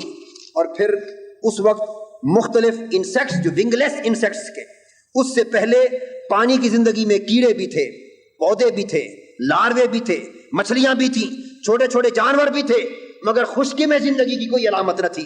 پھر زندگی خشکی پر شروع ہوئی اور ونگ لیس انسیکٹس اور سپائڈرز اور چھوٹے چھوٹے جانور، اور اس کے بعد رفتہ رفتہ پھر سبزہ اور درختوں کا آغاز ہوا، اور بعد ازاں جا کر وہ زمانہ آیا کہ جس زمانے کو آج ہم انسانی دور کا نام دیتے ہیں۔ اور آخری حصہ گفتگو ہمارا قرآن کے اس بیان کی تصدیق کے بعد جس پر ہم گفتگو کنکلوڈ کرنا چاہتے ہیں وہ چوتھا نقطہ ہے کہ وہ قرآن مجید کا کہنا یہ ہے کہ زمین پر زندگی کے ظہور کے بعد اب تک زمانہ ارتقاء حیات، عرضی زندگی کا زمانہ ارتقاء 4 ادوار پر مشتمل ہے۔ قرآن مجید کو سنیے، قرآن اس مسئلے پر دو ٹوک طریقے سے کہتا ہے، وَجَعَلَ فِيهَا رَوَاسِيَ مِن فَوْقِهَا وَبَارَكَ فِيهَا وَقَدَّرَ فِيهَا أَقْوَاتَهَا فِي 4 أَيَّامٍ۔ ہم نے زمین کی تخلیق کی، اس میں بھاری پہاڑ نصب کیے اور بھاری پہاڑ نصب کر کے اسباب زندگی پیدا کیے، اور یہ سارا ارتقاء حیات کا سامان زمینی زندگی میں ہم نے 4 ادوار میں مکمل کیا، فی 4 ایام، 4 ادوار میں مکمل کیا۔ معزز خواتین و حضرات، یہاں ایک اور بڑا لطیف نقطہ قابل توجہ ہے اور ایمان افروز پہلو ہے کہ یہ زمین کا جو پیریڈ زمینی زندگی کا 4.6 بلین ایئرز، یہ کس طرح معلوم ہوا کہ 460 کھرب سال کا جو زمانہ ہے یہ کس طرح معلوم ہوا کہ یہ زمین کی اتنی مدت ہے؟ 4 کھرب 60 کروڑ ارب سال کا زمانہ کس طرح؟ سائنسدانوں نے تحقیق کی، اینتھروپالوجی کے فیلڈ میں جب تحقیق ہوئی تو انہوں نے دیکھا کہ زمین کے اوپر قدیم ترین شے، زمین کے اوپر وہ پہاڑ ہیں، راکس ہیں، ماؤنٹینز ہیں، اس سے زیادہ قدیم شے زمین کے اوپر کوئی موجود نہیں۔ اور قدیم ترین فوسلز جو راکس کے چٹانوں کے ملے، قدیم ترین اس چٹان کے فوسل کی عمر 4.6 بلین ایئرز تھی، اور یہ 4 کھرب 60 ارب سال کی زندگی زمین کی اس چٹان کی زندگی سے اخذ کی گئی، کہ ثبوت اتنا ملا زمین کی زندگی کا۔ تو حاضرین محترم، جو نقطہ جس طرف میں آپ کی توجہ مبذول کرانا چاہتا ہوں، آج اینتھروپالوجی کی برانچ نے یہ ثابت کیا، فزیکل اینتھروپالوجی اور نیچرل اینتھروپالوجی نے، کہ زمین پر سب سے پہلی چیز جب انسانی زندگی کا یا حیوانی زندگی کا یا نباتاتی زندگی کا وجود نہ تھا، آغاز زمینی زندگی کا چٹان سے ہوا، تو سب سے پہلی شے جس کا زمین پر وجود ثابت ہے وہ چٹانیں ہیں، وہ پہاڑ ہیں۔ آج سائنس اس نتیجے پر آج جا کر پہنچی ہے، مگر قربان جائیں اے قرآن تیرے علم کی عظمت پر، اور قربان جائیں آقائے دو جہاں علم نبوت کی عظمتوں پر، کہ قرآن بھی یہی کہہ رہا ہے کہ زمین پر پہلی شے جسے وجود میں ملا وہ راکس تھے، وہ چٹانیں تھیں، اور حضور کی حدیث بھی یہ بتا رہی ہے کہ زمین پر پہلی شے جسے نصب کیا گیا وہ چٹانیں تھیں۔ قرآن کہتا ہے جب ہم نے زمین پیدا کی وَجَعَلَ فِيهَا رَوَاسِيَ مِن فَوْقِهَا، تو سب سے پہلے زمین پر پہاڑ نصب کیے۔ اور حدیث کہتی ہے، صحیح حضور نے فرمایا کہ جب اللہ نے زمین کو پیدا کیا تو زمین کانپی۔ اس کی سائنٹیفک انٹرپریٹیشن جدا ہے، میں اس طرف نہیں جا رہا۔ اللہ تعالیٰ نے سب سے پہلے اس پر پہاڑ نصب کر دیے، حدیث ترمذی کی، پہاڑ نصب کیے، اور پھر اس کا کانپنا رک گیا۔ فَعَجِبَتِ الْمَلَائِكَةُ مِن شِدَّةِ الْجِبَالِ وَقَالَ يَا رَبِّ هَلْ مِنْ خَلْقِكَ شَيْءٌ أَشَدُّ مِنَ الْجِبَالِ۔ فرشتوں کو تعجب ہوا کہ باری تعالیٰ پہاڑوں نے زمین کے کانپنے کو روک دیا۔ اس کی سائنٹیفک انٹرپریٹیشن کی طرف ہم اس وقت نہیں جا رہے، میں آپ کو فقط ایک نقطہ سمجھا رہا ہوں۔ تو کیا پہاڑوں سے بڑھ کر بھی کوئی مضبوط شے تیری مخلوق میں ہے؟ یہ حدیث قابل توجہ اس لیے میں پڑھ رہا ہوں۔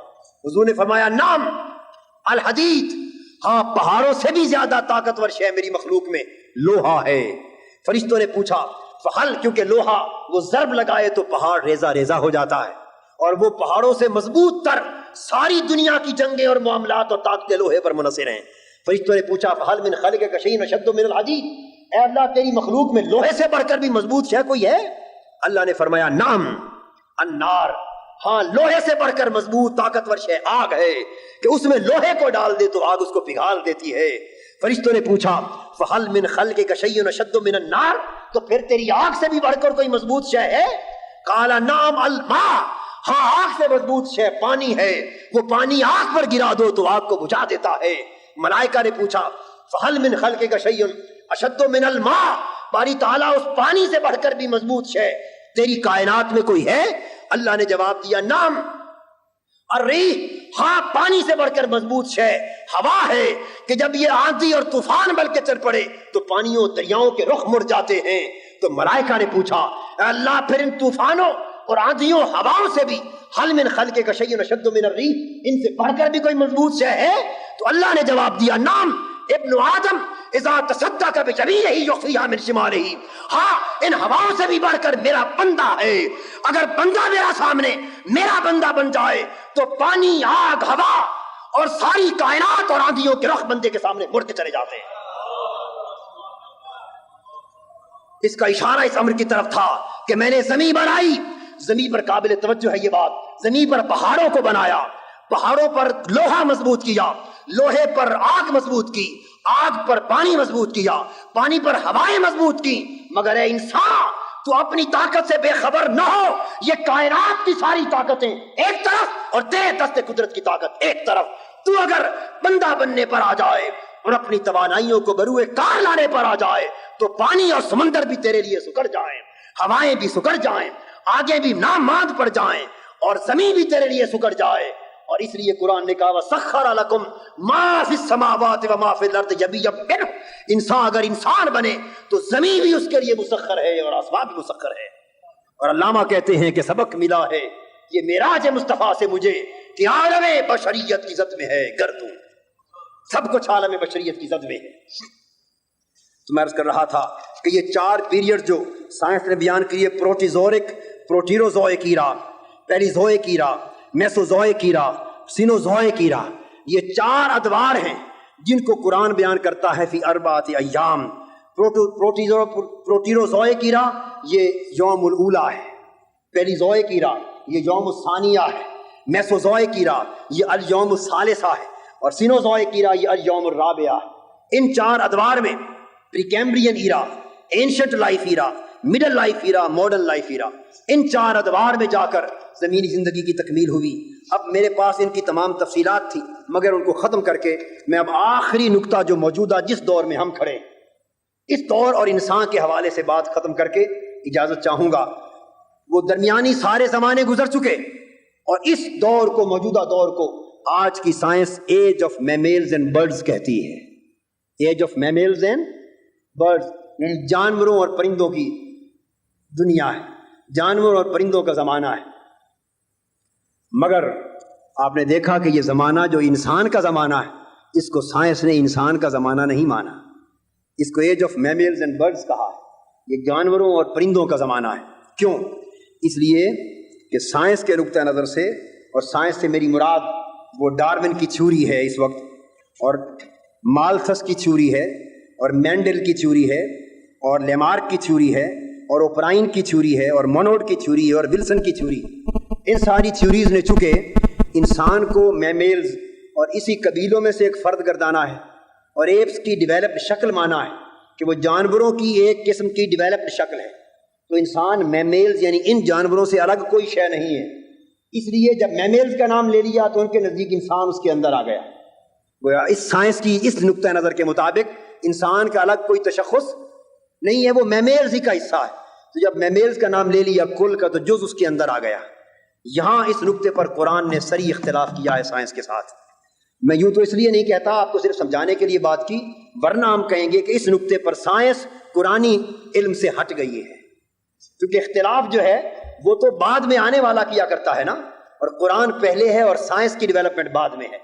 تو قرآن جو کچھ بیان کرتا رہا ہے سائنس اسی کو ثابت کر کے اپنی عظمت کا سکہ منواتی رہی ہے۔ تو میرا نقطہ نظر یہ ہے کہ جب تک قرآن کی حقیقت کی تائید کرتی رہے گی سائنس، سائنس حقائق کو پاتی رہے گی، اور جو کسی راستے پر سائنس کی تحقیق قرآن کے راستے سے ہٹ گئی یا علم نبوت مصطفی کے راستے سے ہٹ گئی، قیامت تک ٹھوکریں کھاتی پھرے سائنس منزل کو نہیں پا سکتی۔ یہاں سائنس بہک گئی تو قرآن کے نقطہ نظر نے اس موجودہ دور کو age of mammals, birds and humans کہا ہے۔ مگر قرآن کی سائنٹیفک اپروچ دیکھیں، سائنٹیفک اپروچ قرآن کی، یہ میں اپنے طور سے نہیں وضع کر رہا، ہر چیز قرآن کے حوالے سے آپ کے سامنے پیش کی ہے۔ آج کا سائنسدان جس ایج کو age of mammals and birds کہتا ہے، کیوں؟ اس کی ترتیب زمانی میں حکمت، ان کے نزدیک میملز پہلے اور برڈز بعد میں، اس لیے age of mammals and birds کا نام دیا، جانوروں اور پرندوں کا زمانہ، اڑنا ڈیولپڈ فارم۔ اور قرآن اس زمانے کو، اس میں ترتیب رتبی نہیں ہے، مرتبے کی ترتیب نہیں، ترتیب زمانی کہ کون پہلے آیا، تو قرآن اس ترتیب زمانی کے اعتبار سے کہتا ہے کہ this age is age of mammals, birds and humans, جانوروں، پرندوں اور انسانوں کا زمانہ ہے۔ تو قرآن نے میملز اور برڈز کو اس زمانے میں مانا، مگر قرآن نے بات انسان کے وجود پر جا کے ختم کی۔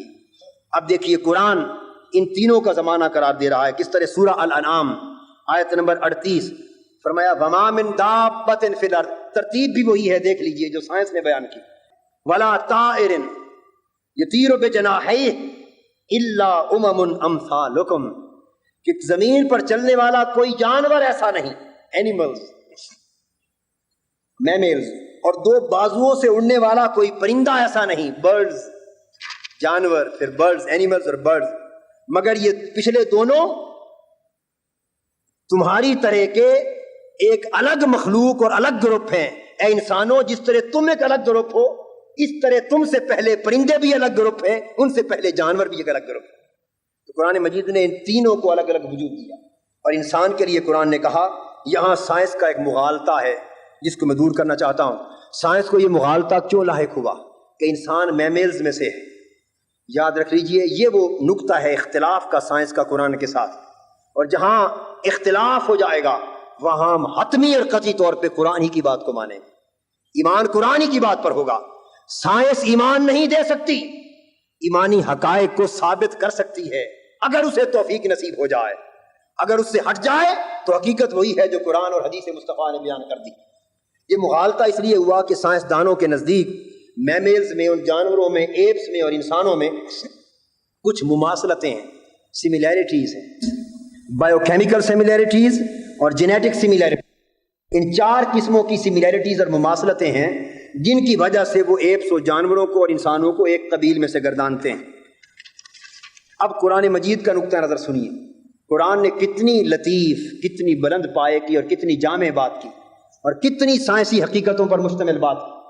قرآن نے یہ جو بایو کیمیکل اور جینیٹک اور بیالوجیکل اور ساری جو سملیرٹیز بیان کی ہیں، ان سملیرٹیز کو مانا ہے قرآن نے، مگر ڈس سملیرٹیز بھی ہیں، ان سے کہیں زیادہ اختلافات بھی ہیں، وہ مسئلہ جدا ہے، مگر قرآن نے مانا ہے کہ سملیرٹیز ہیں، مگر باوجود سملیرٹی کے انسان احسن تقویم ہے۔ اب سملیرٹیز کہاں؟ الفاظ قابل توجہ ہیں، وَمَا مِن دَابَّةٍ فِي الْأَرْضِ وَلَا طَائِرٍ يَطِيرُ بِجَنَاحَيْهِ إِلَّا أُمَمٌ أَمْثَالُكُمْ۔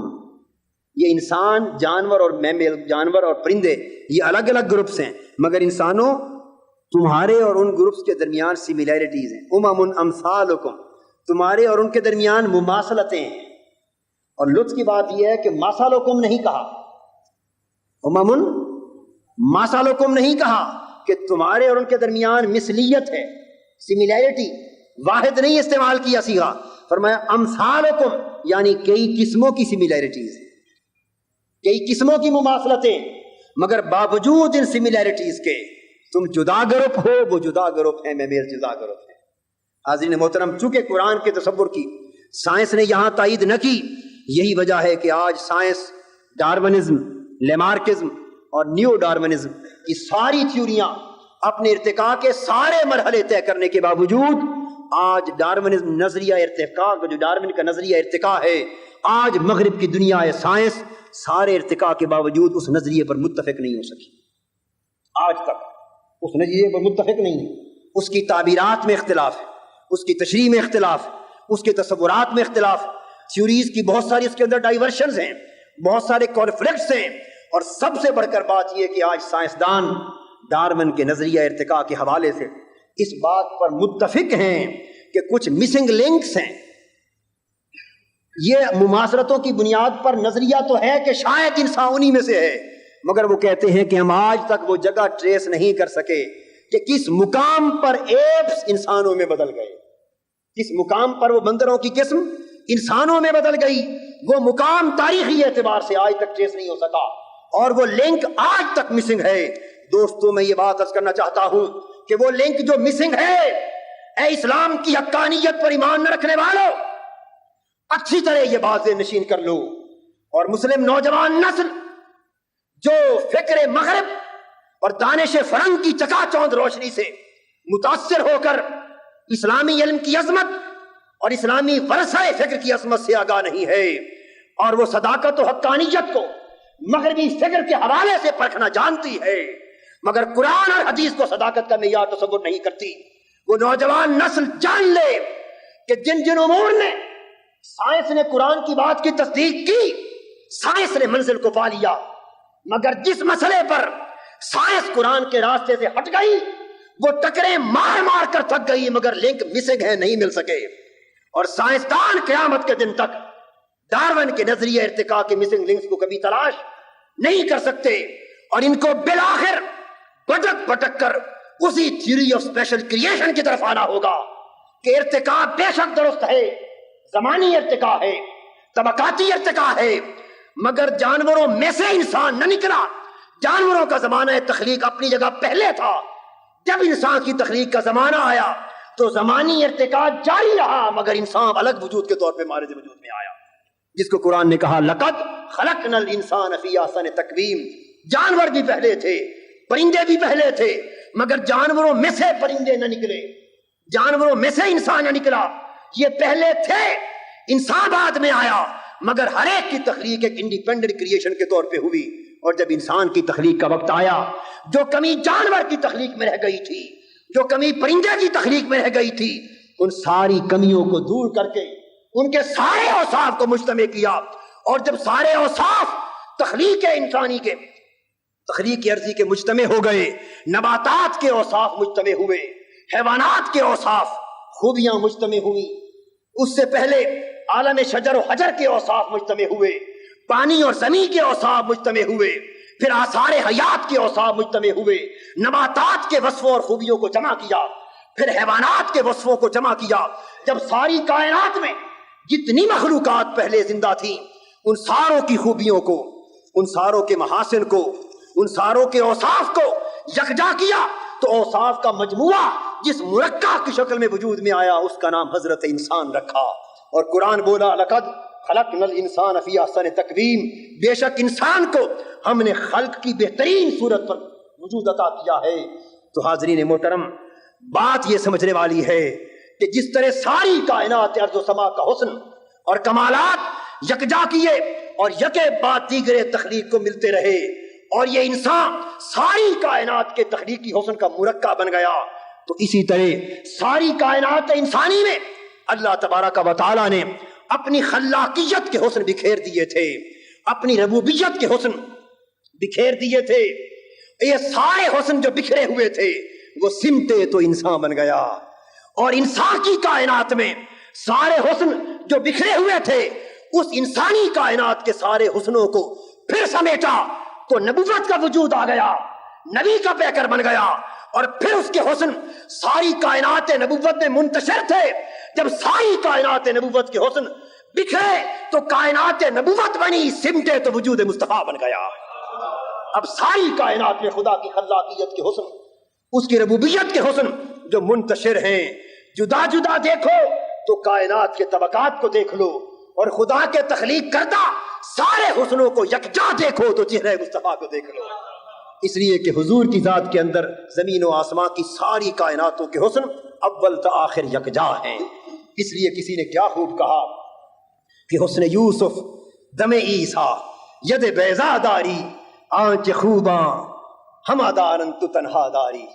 تو ہماری اسلام اور جدید سائنسی تحقیقات میں مطالعہ آفاق کا سارا بیان ختم ہوا. مقصد آفاق یعنی وجود مصطفی پر۔ اللہ پاک ہمارے حال پہ لطف و کرم فرمائے۔ آفیشیل یوٹیوب چینل کو سبسکرائب کریں اور بیل آئیکن کلک کریں۔